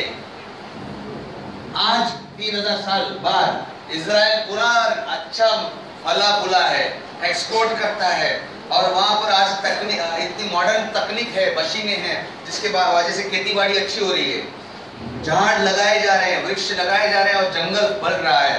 जंगल, रेगिस्तान के वहां जंगल, पेड़ पौधे, पानी वाला जगह बन रहा है। लेकिन ये सब करने के बावजूद गिलबोआ पर्वत के आजू बाजू में भले पेड़ है, वो जगह पर अभी भी टकला सोना है वो पर्वत। आज तक वो 3000 साल पुराना श्राद्ध अभी भी चल रहा है। अगर करना है तो इजरायली नेशनल न्यूज की खबर है, ये मेरी खबर नहीं, इजराइल नेशनल न्यूज की खबर है, राष्ट्रीय समाचार की खबर है। सोचो, 3000 साल पुराना शब्द आज तक जमीन पर काम करता है। समझ में आ रहा है? आपकी जिंदगी में किसी ने कुछ बोला होगा तो क्या होगा? आप कुछ नहीं सोचते, पहले तो पहचानने की कोशिश नहीं करते, ऐसे ही बैठे हैं। आपको परमेश्वर बताएगा, आपको बैठना है। एक और उदाहरण, एक और जमीन का उदाहरण लेना सुनना चाहते हैं? यहोशू के बारे में सब लोग ने जाना है कि वो एरिको नगर को कैसा उसने 7 फेरे लगाए, और परमेश्वर ने बोला तो युद्ध नहीं करना है, तुझे 7 फेरे लगाना है, मैं ये दीवारों को गिरा देने वाला हूँ। ये जो भी दुश्मन राज्य की जो दीवारें, बड़ी बड़ी मोटी मोटी दीवारें, 3 फुट लंबी मोटी दीवारें, वो तेरे को खाली जय जयकार करके 7 फेरे लगाने। ये बच्चे लोग यहाँ पर, वॉलंटियर्स लोग कैसे यहाँ पर फेरे लगाते हैं कुर्सियों के इसमें, ताकि सारी शैतानी शक्तियाँ टूट जाए। ये उसी सिद्धांत से परमेश्वर ने बोला खाली तू मेरी जय जयकार कर और फिरते जा, और वो दीवारें टूट गई और उन्होंने उस दुश्मन पर विजय पाया। उस विजय पाने के बाद यहोशू ने कुछ बात बोली, सब जमा के मंडली को बोला, हमारी सेना, हमारी प्रजा, सब सुनो। हाँ बोलो। यहोवा के सामने 26 फिर यहोशू 6:26 फिर यहोशू ने उस समय उन्हें शपथ खिलाई। यहोशू ने सब लोगों को बुलाया, देखो हम विजय तो हो गए, परमेश्वर की जय हो, लेकिन आज हम शपथ खाएंगे, हम मुंह से कुछ बोलेंगे। क्या है? यहोवा के सामने वह मनुष्य शापित है जो उठकर इस यरीहो नगर को पुनः बनाए। वो मनुष्य शापित है, अगर भविष्य में कोई ये नगर को वापस बनाएगा वो श्रापित होगा। और वो क्या होगा? नींव डालते, फाउंडेशन डालते ही वो अपने पहलौठे तथा उसका पहला बेटा मर जाएगा, तथा फाटक खड़े करते ही और गेट बांधते ही अपने सबसे छोटे पुत्र से हाथ धो बैठेगा, उसका छोटा बेटा मर जाएगा। ये श्राप बोलकर सबके सामने बोल दिया, गांव में सब शहर को बोल दिया। उसके बाद जो भी जिंदा थे उन लोग कभी नहीं किए, क्योंकि इजरायली लोग जानते थे मुंह से बोला हुआ शब्द वो डेंजर है, हम मानने नहीं जाएंगे। बाबा किसी ने उसको बुलाया भी देगा काम करने के लिए, वो कोई नहीं करेगा, मेरा बेटा मर जाएगा या छोटा बेटा मर जाएगा, हमको नहीं करने का, फाउंडेशन डालना नहीं है। लेकिन 500 साल बाद ये पीढ़ी मरती गई हो गई। 500 साल बाद एक राजा आया था, पहला राजा 16 में 34, राइट? पहला राजा 16 में 34। उनके दिनों में बेतएल वासी इयाल ने यरीहो को बसाया। इयाल नाम का एक राजा आया, उसने यरीहो को फिर से स्थापित करना चाहा। आगे जब उसने उसकी नींव डाली तो उसका पहलौठा पुत्र अबीराम मर गया। और जब उसके फाटक खड़े किए तो उसका छोटा पुत्र सबूर मर गया। समझ में आया? ये 500 साल पहले वाली बात उसको मालूम नहीं थी, और डांस ने कर दिया, श्राप लग गया जमीन पर। तब तक श्राप चल रहा था। 3000 साल का बोला, 500 साल का बोला, बहुत सारा होता है ऐसा, राइट? वो कहते हैं ना, बाप दादा ने किया, बच्चे भुगतते, पीढ़ी दर पीढ़ी जाता है। अगले हफ्ते में सिखाने वाला उसके ऊपर। लिखो क्या लिखा है। यहोवा के वचन के अनुसार हुआ जो उसने नून के पुत्र यहोशू के द्वारा कहलाया। समझ में आया? मतलब हम जो बोलते हैं वैसे तटस्थ हो जाएगा। कितनी बार हम लोग माँ बाप होने के नाते कुछ नहीं बोलते हैं, तू कभी सुधरेगा नहीं, तू कितना भी पढ़ाई कर, तू कुछ नहीं देगा, तेरा तो शादी नहीं होएगा, तेरे को नौकरी नहीं मिलने वाला है, तू नालायक है, बोलते हैं कि नहीं? देखो बात वही होता है। चेक करो, थोड़ा पीछे चेक करो, अपने से शब्द बोले हैं, वो सुधर नहीं सकता बाद में। और आप ही सोचते हैं क्यों ऐसा, मेरा बेटा कुछ तो बोला है, अपने पीछे जाओ, इतिहास में उस चीजों को काट दो, वो शब्दों का असर को काट दो। बाजू वाले को बोलो, कुछ समझा? एक बार एक आदमी ने मुझे बताया था, उसका बाप बड़े बेटे से प्यार ज्यादा करता था, लेकिन इतने से एक्सीडेंट में मर गया। छोटा बेटे से वो नफरत करता था, कुछ तो वजह था होगा। एक दिन मैयत पे जब खड़े थे तो छोटा बेटा भी मट्टी डालते ना, सब मट्टी, छोटा बेटा डाला, बाप भी डाला, बाप बोलते तो बोल रहा है, आज तू इसकी जगह पर मर गया। ऐसा लगता है ना? ऐसे बहुत लोग हैं, कुछ भी बकते हैं, हमारे शब्दों को असर बाद में उसका अंजाम देखना पड़ेगा। ऐसे मत बोलो। एक लड़के ने बोला कि मेरी माँ मुझे इतना हमेशा मूर्ख बोलती है, क्या बोलते हैं, नालायक बोलती है, और जब भी वो मुझसे नाराज होती है तो मेरे को पहले चिमटा काटती है, बोलते तो नालायक है, जब तकलीफ मारती है बोलते तो नालायक है। और वो हमेशा ऐसे बुद्धू बनकर बड़ा हुआ, हमेशा। एक बार एक ग्लोरिया नाम की औरत को हम मंडली, प्रार्थना मंडली, उनके ऊपर प्रार्थना कर रही थी, और उसके बाद उसको बोली, जैसे मैं भी कभी बोलता हूँ, परमेश्वर से बोल क्या, मैं अभी अकेला में मिलूंगा तो बोलता हूँ, उसने लोग भी बोला, ग्लोरिया बहन आपसे परमेश्वर बहुत प्यार करता है। मुझसे कैसा परमेश्वर प्रेम कर सकता है? क्यों, क्या हो गया? आपसे परमेश्वर प्रेम करता है? नहीं, मुझसे नहीं। क्यों? तो बोलने लगी, मेरी माँ तो बचपन से मुझे मूर्ख कहती है। और ये औरत जो है ग्लोरिया, आज 60 साल की है। उसकी माँ ने 40 साल पहले बोला था, बचपन से उसको 20 साल में उम्र में उम्र गई, बाद में शादी करके अपने पति के साथ रहती है, लेकिन आज तक वो मूर्खता के काम करती है, गैस खुला रख के जाती है। ये बचपन में थोड़ा गलतियां होगी, उसका माँ ने मूर्ख बोल के आज उसका शादीशुदा जीवन नरक हो गया है, वो अभी की अभी बुद्धू रह गई है। माँ मर के गई 40 साल पहले, ये 60 साल हो गई है, लेकिन अभी तक उसका असर उस औरत पे दिखता है। यार, अभी तक उसको लगता है परमेश्वर मुझसे प्यार नहीं करता, मैं तो मूर्ख हूँ, मैं ऐसे ही हूँ। आप क्या बोलते हो ना, अंदर चीर कर जाता है दूसरे व्यक्ति के। कमॉन, अपने बच्चों को कभी गलती से बोला होगा ना, गुस्से में काट दो। मैं जब टीचिंग तैयार कर रहा था, कुछ ऐसी बातें मुझे भी याद आई, गुस्से में निकली है, हमने दोनों ने मिलकर सारे बातों को काट दिया। नहीं, आपको नहीं चाहिए होगी, काट दो बाबा, माफी मांगो, काट दो, आशीर्वाद बोलो। तो याद आता होगा, सब लोग सीरियस हो गए, याद आ रहा है कुछ तो ऐसा कुछ बोला होगा। प्लीज अभी ज्यादा नुकसान ना हो, बहुत सालों तक जाएगा, आप मर जाएंगे, उनको पता नहीं चलेगा। तो एज़ेकिएल 18 में दो, ये बात सुनो, एज़ेकिएल 18 में दो, कल आप रहेंगे नहीं, लेकिन वो बच्चे भुगतेंगे। 18 में दो। इज़राइल देश के विषय में तुम ये कहावत क्यों कहते हो? खट्टे अंगूर तो खाए बाप दादाओं ने। खट्टे अंगूर तो बाप दादाओं ने खाए, मैंने उसके मुंह से कुछ गलत बातें निकली। पर दांत खट्टे हुए संतानों के। दांत खट्टे हो गए, असर दिखा संतानों में। कौन यार, ये सुनो, आपको पता भी नहीं होगा आपके बाप दादा ने कभी श्राप बोला होगा आपके ऊपर, या झगड़ा, या हो सकता है आपके पिताजी को उसके पिताजी ने बोला तेरा खानदान कभी सुखी नहीं रहेगा। आपने तो दादाजी को भी देखा नहीं, आपको मालूम ही नहीं, आपके बाप ने कभी बताया नहीं, और वो आज तक चल रहा है, आपका खानदान नीचे नीचे सुखी नहीं हो रहा है। आप बोल रहे क्या हो गया? या तो परमेश्वर आपको बताएगा, नहीं तो कम से कम अगर कुछ हुआ है तो सोच थोड़ा तो पता चलता है अपने खानदान के बारे में, क्या मेरा बाप कैसा था, क्या था, वो सब उसको सब शब्दों को काटने में कोई प्रॉब्लम है? हर दिन सुबह बैठते, हर दिन आशीर्वाद खुद के परिवार बोलने में कुछ कभी बोलते नहीं होंगे।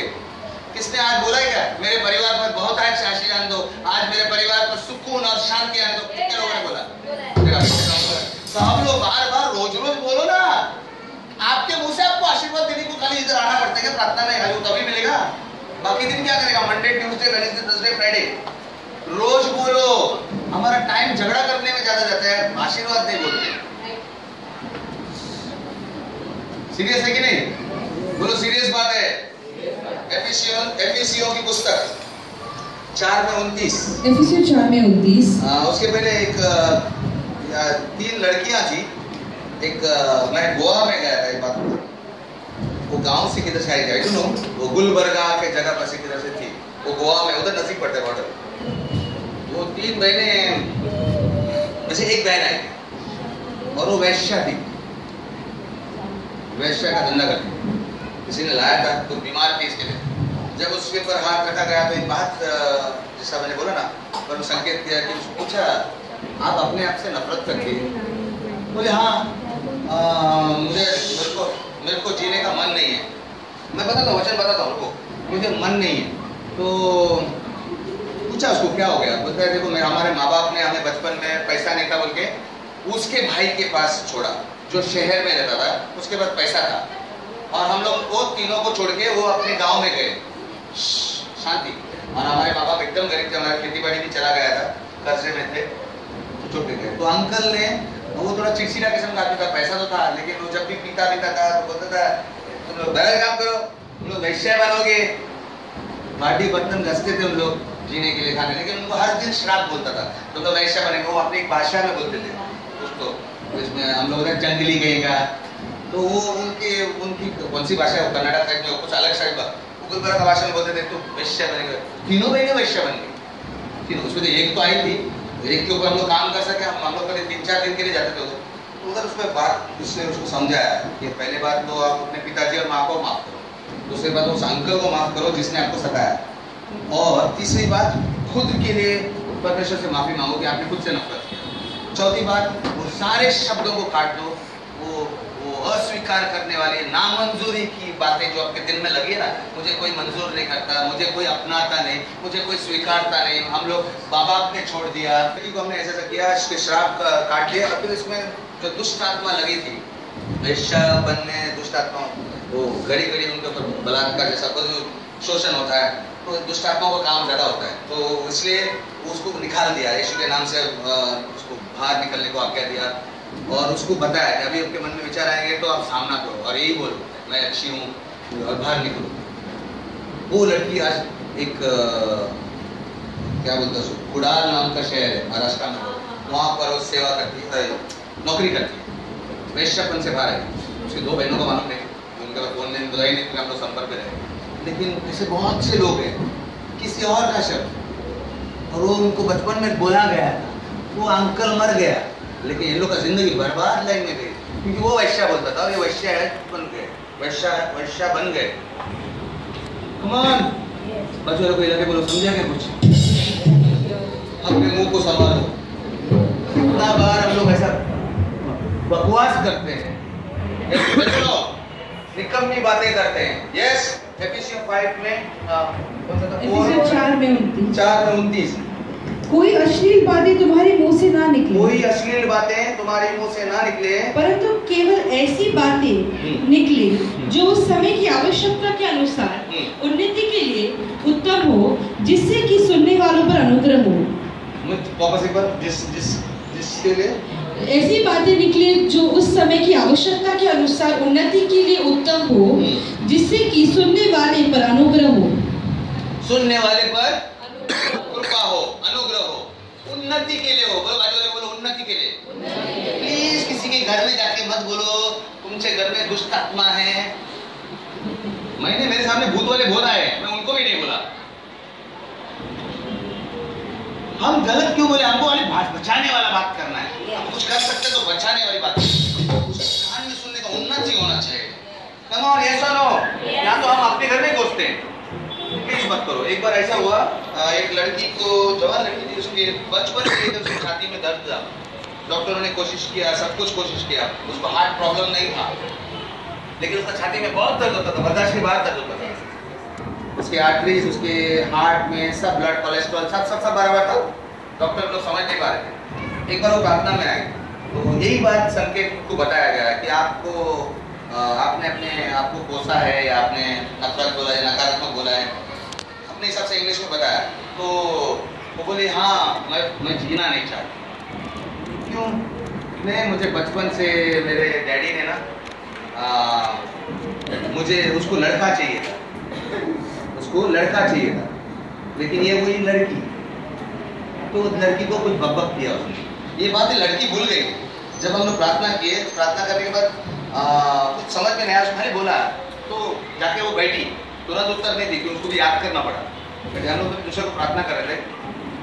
उसके बाद वो थोड़ा देर में जब हमारे सबको प्रार्थना हो गया, तो मैं जब जा रहा था, मुझे याद आया मेरा पिताजी मुझे कोसता था, उनको लड़का चाहिए था, लेकिन मैं लड़की पैदा हुई, तो हमेशा मुझे वो कोसता था, जिसके कारण उसकी छाती में वो दर्द था, जो डॉक्टरों को भी नहीं दिखा।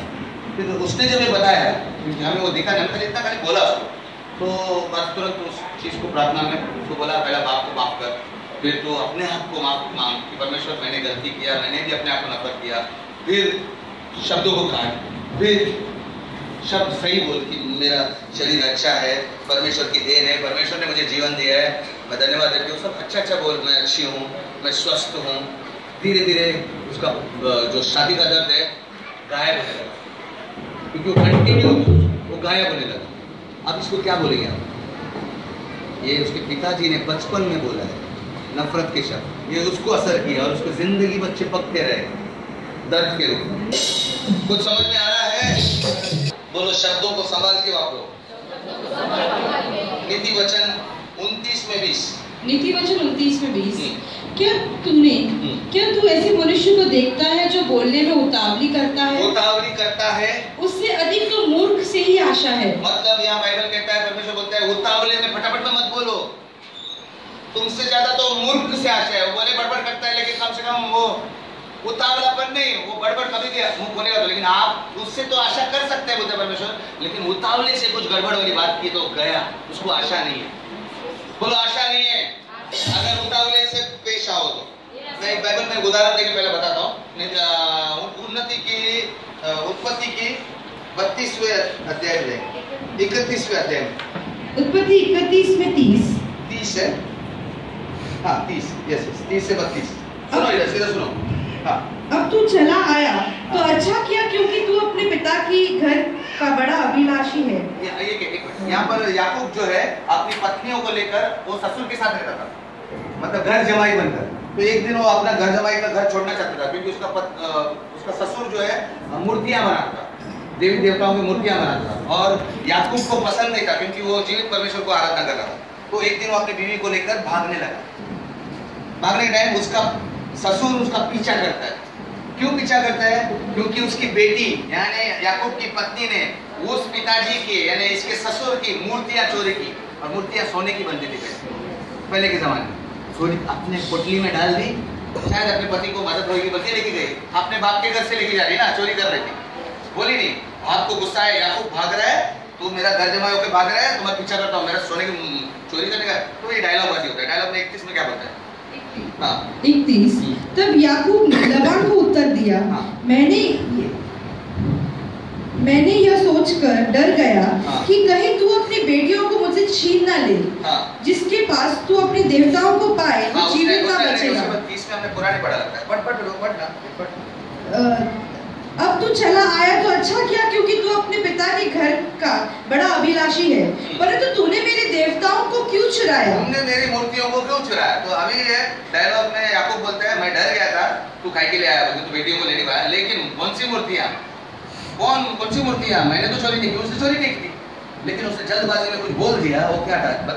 मैं ये सोचकर डर गया कि तू अपनी बेटियों को मुझसे छीन ना ले, जिसके पास तू अपने देवताओं को पाए बोल दिया, जिसके पास में तेरी मूर्तियां मिली ना, वो जीवित ना रहे, वो मर जाए। उसको क्या मालूम उसकी पत्नी के पास मूर्तियां हैं, उसने तो बोल दिया। जल्दबाजी में मत बोलो। अब इसको मालूम नहीं लेकिन उसने बोल दिया। अभी ये बैतल में है, अभी चल रहे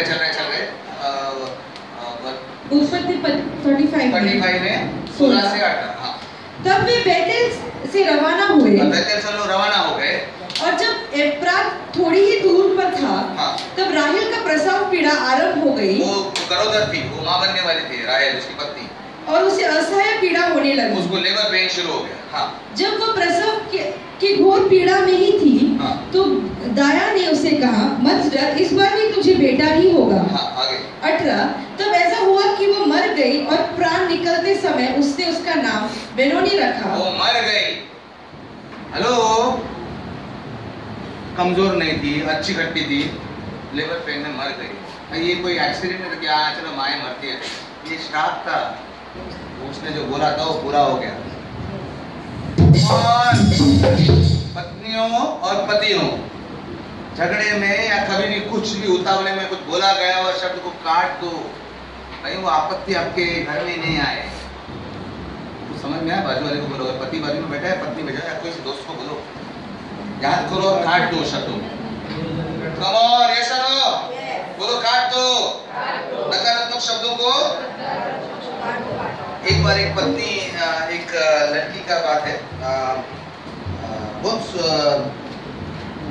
पैसे वाली और बहुत बिजनेस में टॉप में थी, पढ़ाई लिखाई करने वाली लड़की, पढ़ाई लिखाई करी हुई लड़की, एक अच्छे बिजनेस चलाती थी। उसका एक लड़के से शादी हुआ, वो भी बिजनेसमैन था, वो भी बहुत माहिर और बहुत होशियार था, दोनों अच्छे थे। प्रॉब्लम क्या था, ये लड़की खाना बना नहीं सकती, जो औरत थी। पति भी बहुत प्यार करता था, सब कुछ अच्छा चल रहा था, लेकिन हर बार वो खा के थक गया और पति ने कुछ ऐसा बोला कि तेरा खाना मुझे हजम नहीं होता, तू कभी ठीक खाना बना नहीं सकता, हर दिन वो शाम को जब खाने को आता, तेरा खाना मेरे को हजम नहीं होता यार, तू कभी ठीक बना नहीं सकती, ऐसा मुझे खाता था। ये ऐसा ही बोलता था वो मुंह से चिढ़ के, उद्धावले शब्द। क्या हुआ, वो बीमार पड़ा। कुछ समय बाद धीरे धीरे उसकी तबीयत खराब होने लगी। लोग कहने लगे कि उसका हाजमा ठीक नहीं था, क्योंकि खुद ही बोलता था अपने को हजम नहीं होगा, हजम नहीं होगा, हजम नहीं होगा। तो वो कमजोर पड़ता गया, झगड़े ज्यादा होने लगे, वो लोग अलग हो गए, डाइवोर्स हो गया। आज भी पत्नी बड़े मुकाम पर है, आज भी बिजनेसमैन है, 2 कंपनियां चलाती है, ये भी बेड पे पड़ा है। लेकिन वो पत्नी आज भी जब किचन में जाती तो उसको चक्कर आने जैसा हाथ कांपते। उसने बोला तू कभी ठीक से खाना नहीं बना सकती। श्राप लगते हैं, शब्द लगते हैं।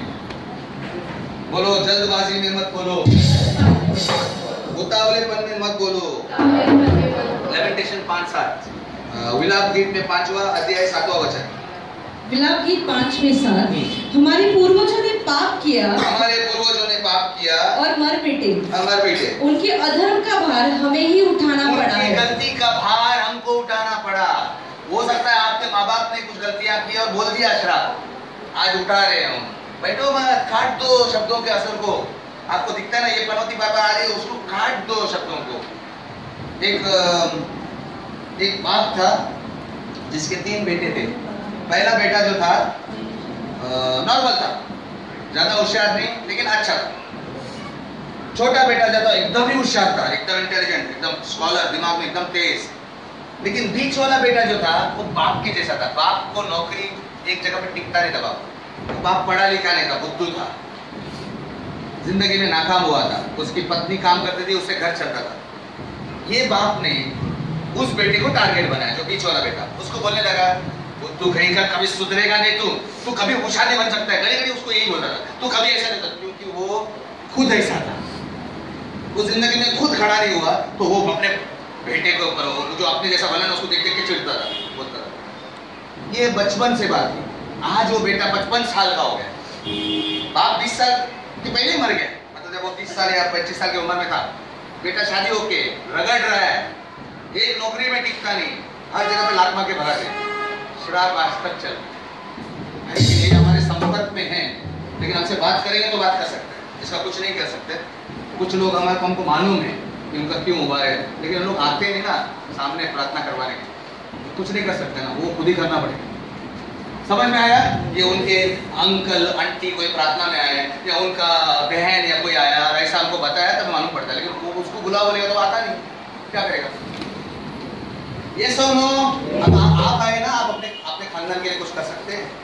जो आप नजदीक है आपका फैमिली, आवाज ही नहीं आ रहा है, कुछ बोल रहा हूँ, कुछ असर कर रहा है, ये वचन से बता रहा हूँ आपको। इतने वचन इसलिए निकाल रहा हूँ कि आपका मन एकदम बैठना होता है कि मैं मेरा मुंह गलत नहीं बोलूंगा और ना दूसरे के शब्द मेरे ऊपर असर करने दूंगा, ना मेरे बाप दादाओं ने बोले किया माफी मांगते उनको, परमेश्वर उनको माफ कर दे, मैं उनको छोड़ देता हूँ। अगर उन्होंने बोला है मैं उस शब्दों को कैंसिल करता हूँ, फिर मेरे शब्द बोलने मुझे, मेरे परिवार हमेशा सुखी रहेगा। जो बनवती है ना उसके विरुद्ध बोलना है, जो बार बार बनवती हो रही है, जो बार बार आपके ऊपर गलत हो रहा है, बार बार बीमार हो रहेगा व्यक्ति, बार बार, तो मतलब कुछ नहीं बोला था तुम्हारा खानदान सत्यानाश होगा, शब्दों को निकालो और सकारात्मक शब्द बोलो। कोई बिजनेस पे बोलता है, कोई कुछ और झगड़ा होता है, हालेलुया, कुछ समझ में आ रहा है? बोलो सही तरह से बोलो। रोमियो 12:14। हाँ, एक उसके पहले मैं उदाहरण बता रहा हूँ। एक लड़की थी, शादी के पहले माँ की हर बात मानती थी, मतलब शादी के पहले मतलब वो शादी नहीं हुई थी, हर बात मानती थी, बहुत लाडली थी अपनी माँ की, माँ उसको बहुत फक्र करती थी। एक दिन उसको किसी से प्यार हुआ और उसे शादी करना चाहिए, तो कोर्ट मैरिज किया। माँ ने मना किया था, लेकिन कोर्ट मैरिज किया। माँ को गुस्सा आया, मेरे पसंद का लड़का नहीं मैं, तो वो आशीर्वाद लेने गए थे, लेकिन माँ ने बदुआ दी। क्या बोला? तुम लोग कभी सुखी नहीं रहेंगे, तुम्हारा कभी कल्याण नहीं होगा, इसलिए बोल दिया। हम लोग शादी करके गए, अब शादी के थोड़ी हो जाएगा, अपना शादी करना था किया, लेकिन वो बदुआ उनके जीवन में 12 साल वो शादी हो गए उनके, हमेशा कुछ ना कुछ झगड़ा होता है। लेकिन ये लड़की खुद बोलती है कि उसका पति उससे बहुत प्यार करता है, लेकिन पता नहीं उसको कभी कभी सनकती है, उसकी झटकती है, उसकी कुछ तो होता है, कुछ भी वजह से और झगड़ा होता है। हेलो, क्या है?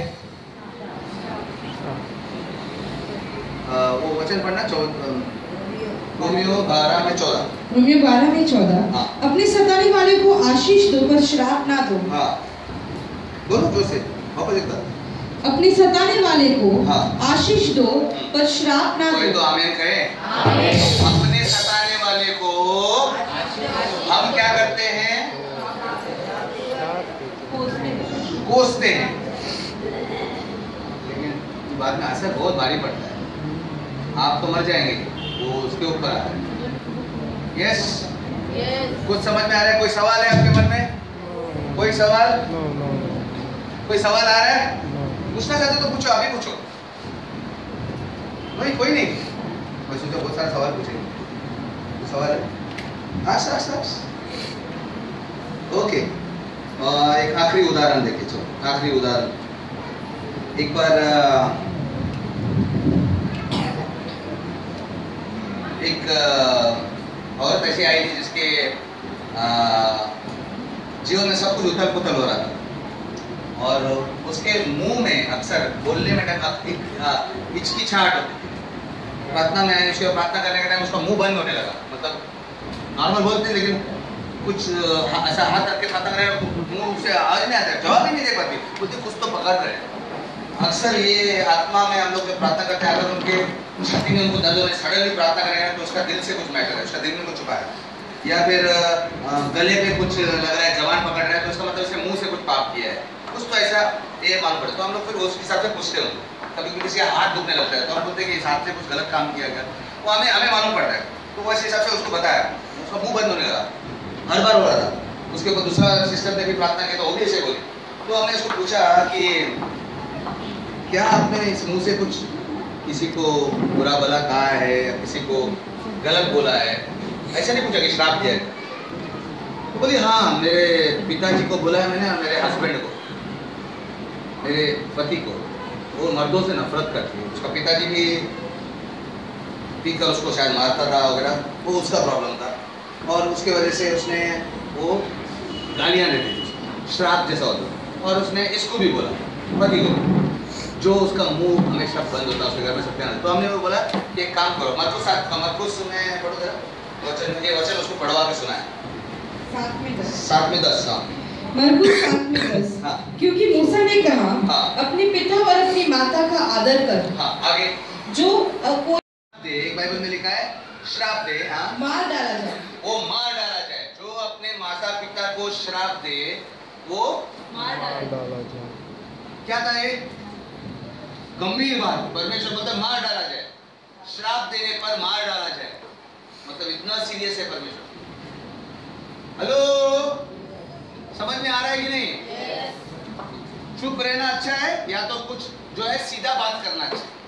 अगर आपको किसी की बात अच्छी नहीं लगती तो सीधा सामने बोलो, लेकिन अगर उसको श्राप दोगे आप अकेले में या आपके मन में बोलकर बाद में मुंह से निकालोगे तो आपको भारी पड़ेगा। ये सुनो, आपका पति के बारे में आपको शिकायत है तो पति को श्राप मत दो, उसको सीधा बोलो मला ये सवय बराबर बांटते मुझे अच्छा नहीं लगता है, सामने बोलो। लेकिन पीछे गाली मत दो, श्राप मत दो, वो आपके ऊपर भारी पड़ेगा। कुछ समझ में आ रहा है? उस इंसान को सामने बोलो लेकिन श्राप मत दो। सताने वालों के लिए अगर करना ही है तो आशीर्वाद बोलो। बाइबल बोलते हैं रोमियो 12 में 14 में लिखा है आपके सताने वालों के ऊपर जब आप अकेले बैठे हो तो आशीर्वाद बोलो। परमेश्वर उसके ऊपर बुद्धि और ज्ञान दे, उसको समझने दे। वो बार बार मुझे चोट पहुंचाता है लेकिन मैं जानता हूँ तू बदल सकता है, उसको बदलने दो। आप आशीर्वाद बाद में उसको समझाना तो समझाओ, लेकिन श्राप मत दो क्योंकि आपका नुकसान होगा। वो गलती करेंगे लेकिन आपका नुकसान होगा। कम ऑन, कुछ समझ में आ रहा है? पति आपके गलती करेंगे लेकिन अगर आप श्राप देंगे तो पत्नियों को नुकसान होगा। पत्नी अगर आपकी गलत कर रही है आप श्राप मत देना, सही बोलना। तुम्हारा विश्वास ब्रदर, नरेंद्र ब्रदर, पति लोग बहुत कम ही है इधर, लेकिन मैं विश्वास करता हूँ सबकी पत्नी अच्छी है, लेकिन कभी कभी कुछ हो जाता है, 19-20 हो जाता है। पत्नी आ रही हो जाए देखा नहीं आप इधर है, और भी पति है, 2-3 पति है और भी है, 19-20 हो जाता है। ये सुनो, पतियों को बोल रहा हूँ, फिर हमारा गुस्सा बढ़ जाता है। लेकिन श्राप मत देना। झगड़ा हो जाता है लेकिन श्राप मत देना। झगड़े में गलत शब्द मत निकालना, गलत शब्द में सच खराब होगा आपका लाइफ। यस, कुछ समझा? बेटा अभी मेरा सवाल आपके लिए, क्या आपने किसी को गलत बोला है जिंदगी में? आपने किसी को गलत बोला है, श्राप दिया है?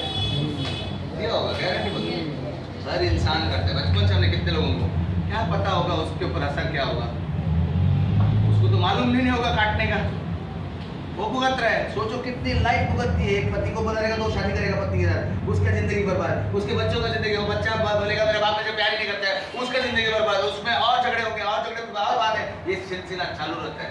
इसलिए बोलते हैं परमेश्वर जिम्मेदारी उठाओ, कम से कम एक साइकिल बंद हो जाएगा। कम ऑन, ये सुनो, अभी हम प्रार्थना करेंगे। मैं चाहता हूँ कि आप ये रोज करें, रोज आपको कुछ ना कुछ याद आएगा। एक दिन में सडनली सब नहीं याद आएगा। बहुत से लोग रहेंगे जिसको कितने को लगता है, सचमुच लगता है कि हाँ मेरे जिंदगी में मैंने ऐसा किया है। आपको पता है सचमुच, अगर आपने, मैंने तो किया है, मैंने भी बोला, बहुत लोगों को बुरा भला कहा है। सब लोग हैं, सब लोग हैं, सब लोग क्या क्लियरली आना मत करो, सबके हाथ है या नहीं? इसीलिए बोल रहा हूँ कि आप आज शुरू करो, हो सकता है आपका उत्तर आए, आपके ऊपर से रुकावट निकल जाए। हालेलुया। बहुत दिलचस्प बात बतानी है, पतरस का बताना एक मिनट। एक उदाहरण देना बाकी है जिससे आपको फायदा होगा। अगर नकारात्मक है तो सकारात्मक होना चाहिए, नकारात्मक है तो सकारात्मक होना चाहिए। देखिए इसका सबूत मैंने नहीं दिया, सबूत अभी देता हूँ क्योंकि बाकी सबका सबूत दिया मैंने, एक बात का सबूत नहीं दिया। आपको मालूम है पतरस नाम का जो चेला था उसने यीशु को कितना बार नकारा? 3 बार नकारा। 3 बार नकारा मतलब उसने बोला नहीं शपथ से, आई शपथ मैं पहचानता नहीं, अरे नहीं मैं शपथ, अरे अगर मैं ना उसका दोस्त भी निकला तो मेरे पे कीड़े पड़े, ऐसा भी बोला उसने। वो चेला था, परमेश्वर का हाथ था उसके ऊपर। लेकिन जब यीशु मसीह जिंदा होके बाहर आया ना, मुर्दों से बाहर आया तो लेडीज को मिला, मरियम मगदलीन को, तो उसको क्या बोला मालूम है? स्वर्गदूत ने क्या बोला? बोलो। मरकुस 16:7 पढ़ो जल्दी। मरकुस 16:7। मरकुस 16:7। परंतु जाओ उसके चेले और पतरस को बताओ।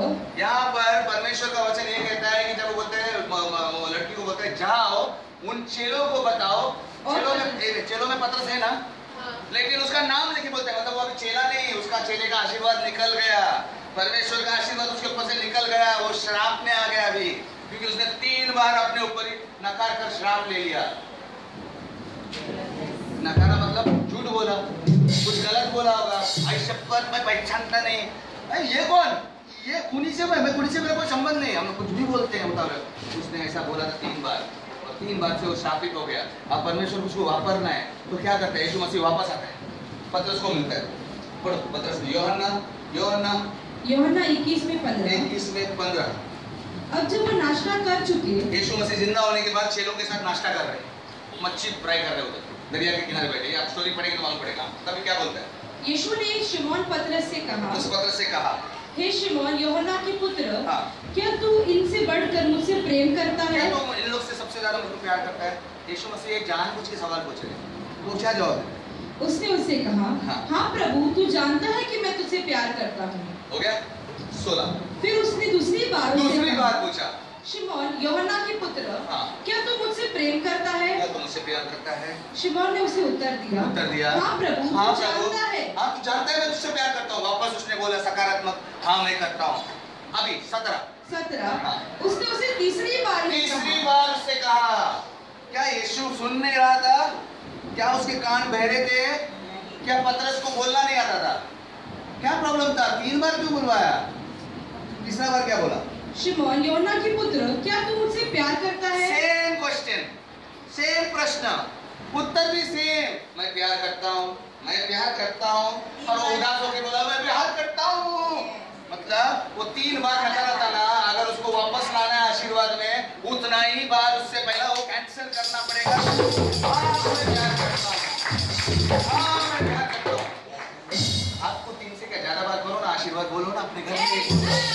हाँ मेरा बच्चे, मेरा संतान, मेरा परिवार सुखी रहेगा, मेरा पति, मेरे जो सारे श्रापों से मुक्त होगा, मेरी पत्नी सारे श्रापों से मुक्त, हम लोग आशीर्वादित हैं, हम उन्नति करने वाले। हर दिन बोलो ना, 10 बार बोलो ना हर दिन में। कम ऑन, क्यों रगड़ के रहने का है? समझ में आया? सिद्धांत है। यीशु मसीह को कुछ सड़क गया नहीं था, वो जानबूझ के 3 बार पूछ रहे। वो इसलिए पूछ रहा था क्योंकि पतरस को श्राप से बाहर निकालना था, उसको इस्तेमाल करना। कुछ समझ में आया? कुछ भारी था, कुछ आपके फायदे के लिए था, तो क्यों ना हम प्रार्थना करें इस समय?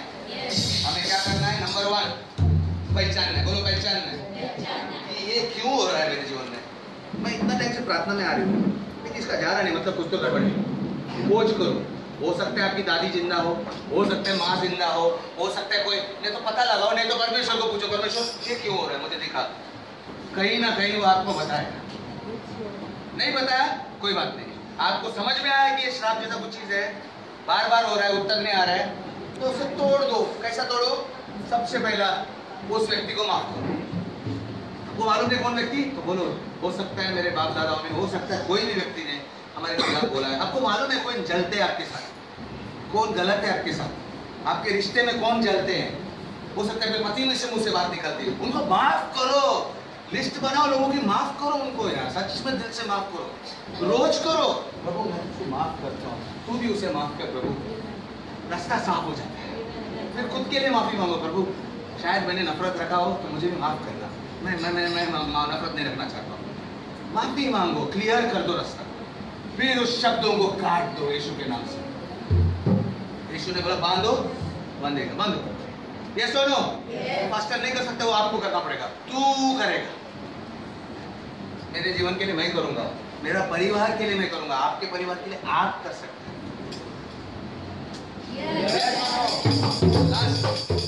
यीशु का लहू हमें हर पाप से शुद्ध करता है। यीशु का लहू को मैं अपने घर पर लगा दूं, मेरे बच्चों पर, मेरे पति पर, सब पे लगाओ। जो भी असर है ना पूरा खत्म हो दो, साफ कर दो, और फिर आशीर्वाद बोलो बोलो बोलो, जितना बोलने का है बोलो। ये सुनो, भजन संहिता 118 में एक वचन मुझे याद आ रहा है। भजन संहिता 118 में 17 चलो 118 में 17। भजन संहिता 118 में 17।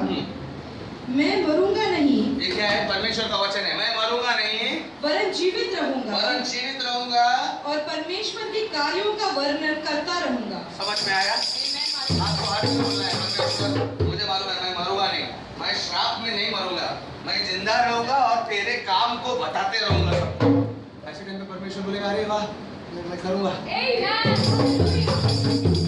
सुशीला सिस्टर का पैर के घुटनों का दर्द गया, छाती का दर्द अभी थोड़ा बाकी है, थोड़ा क्या है जाएगा वो भी, इतना गया तो पूरा गया। अभी हाथी का शेपुट बाकी, हाथी गया। ये सुनो धंधा भी अच्छा होने लगा, वापस कुछ होने वाला है। तो आराधना में भी कुछ था ना, आपके ऊपर कोई भविष्यवाणी हुआ। हाँ आप भी करो। यस सब स्टेप मालूम पड़ा? वापस एक बार याद करो क्या प्रॉब्लम है, वो प्रॉब्लम बार बार क्यों हो रहा है, प्रार्थना में भी नहीं जा रहा है, तो मतलब आपको कुछ तोड़ना है, वो श्राप है। फिर याद करो किसके द्वारा आया हो। देखो प्रार्थना में बैठो आपको मालूम पड़ेगा, नहीं तो आपको जहन में मालूम पड़ेगा, नहीं तो आपके आसपास देखकर मालूम पड़ेगा कौन वो व्यक्ति आपके खिलाफ बोलता है। पड़ोसी, रिश्तेदार, पति पत्नी, कौन कौन कौन, आपके बच्चे जो शादी करके गए, आपकी बहू, कौन कौन कौन, सब उसका याद करो, उनको माफ करो। माफ आपको करना है। हेलो फिर खुद को माफी मांगो। परमेश्वर अगर मैंने कुछ गुस्सा रखा है। तीसरा, यीशु तेरा लहू लगाता हूँ, जो भी हुआ है असर गंदा हुआ है वो सब साबुन दो, आप में मेरा आशीर्वाद, मेरे सब शब्दों को काट देता हूँ, उन सब शब्दों को काटता हूँ। उन्होंने कुछ नहीं बोला हुआ, उन्होंने मेरे पैसे के खिलाफ बोला है, उन्होंने मेरे बच्चों के खिलाफ बोला है, उन्होंने मेरे धंधे के खिलाफ बोला है, कुछ मैं उस सारे शब्दों को यीशु के नाम से रद्द करता हूँ। हर दिन कर सकते हैं। और फिर आशीर्वाद बोलो, एक नहीं, दो नहीं, तीन नहीं, 10 बोलो। क्लियर बताया मैंने? किसी को डाउट है? जाने से पहले डाउट है? डाउट है? कुछ भी डाउट नहीं, कुछ भी डाउट नहीं, कुछ है तो बोलो। एनीबॉडी कुछ दिमाग में आ रहा तो अभी पूछो। क्लियर हो गया? पक्का हुआ? Yes, hallelujah. मेरे मन में एक सवाल आया, आप पूछो। ऐसे आया, बाप दादाओं ने गलती किया, बेटे क्यों भुगते हैं?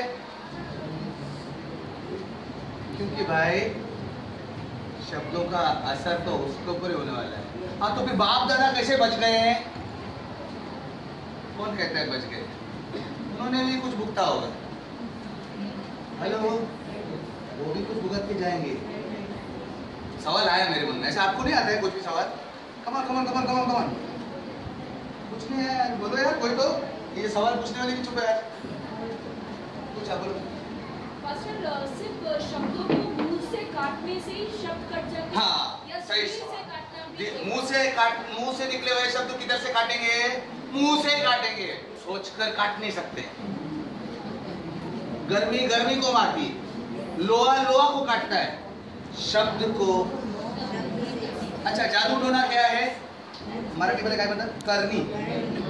करनी, करनी मतलब क्या है? अरे बोलो यार, कुछ तो बोलो। जादू टोना, तंत्र मंत्र। तंत्र मंत्र मतलब क्या है? तांत्रिक जो लोग हैं तंत्र मंत्र मारते हैं। मंत्र कैसे मारते हैं? मुंह बंद करके ना, ओम ब्रूम ब्रूम शो। कुछ सभी बोलते होंगे यार, वो संस्कृत में बोल रहे हैं, क्या बोल रहे हैं, लेकिन कुछ बोल रहे हैं आपके खिलाफ, आपका फायदा करने के लिए नहीं बोल रहे हैं।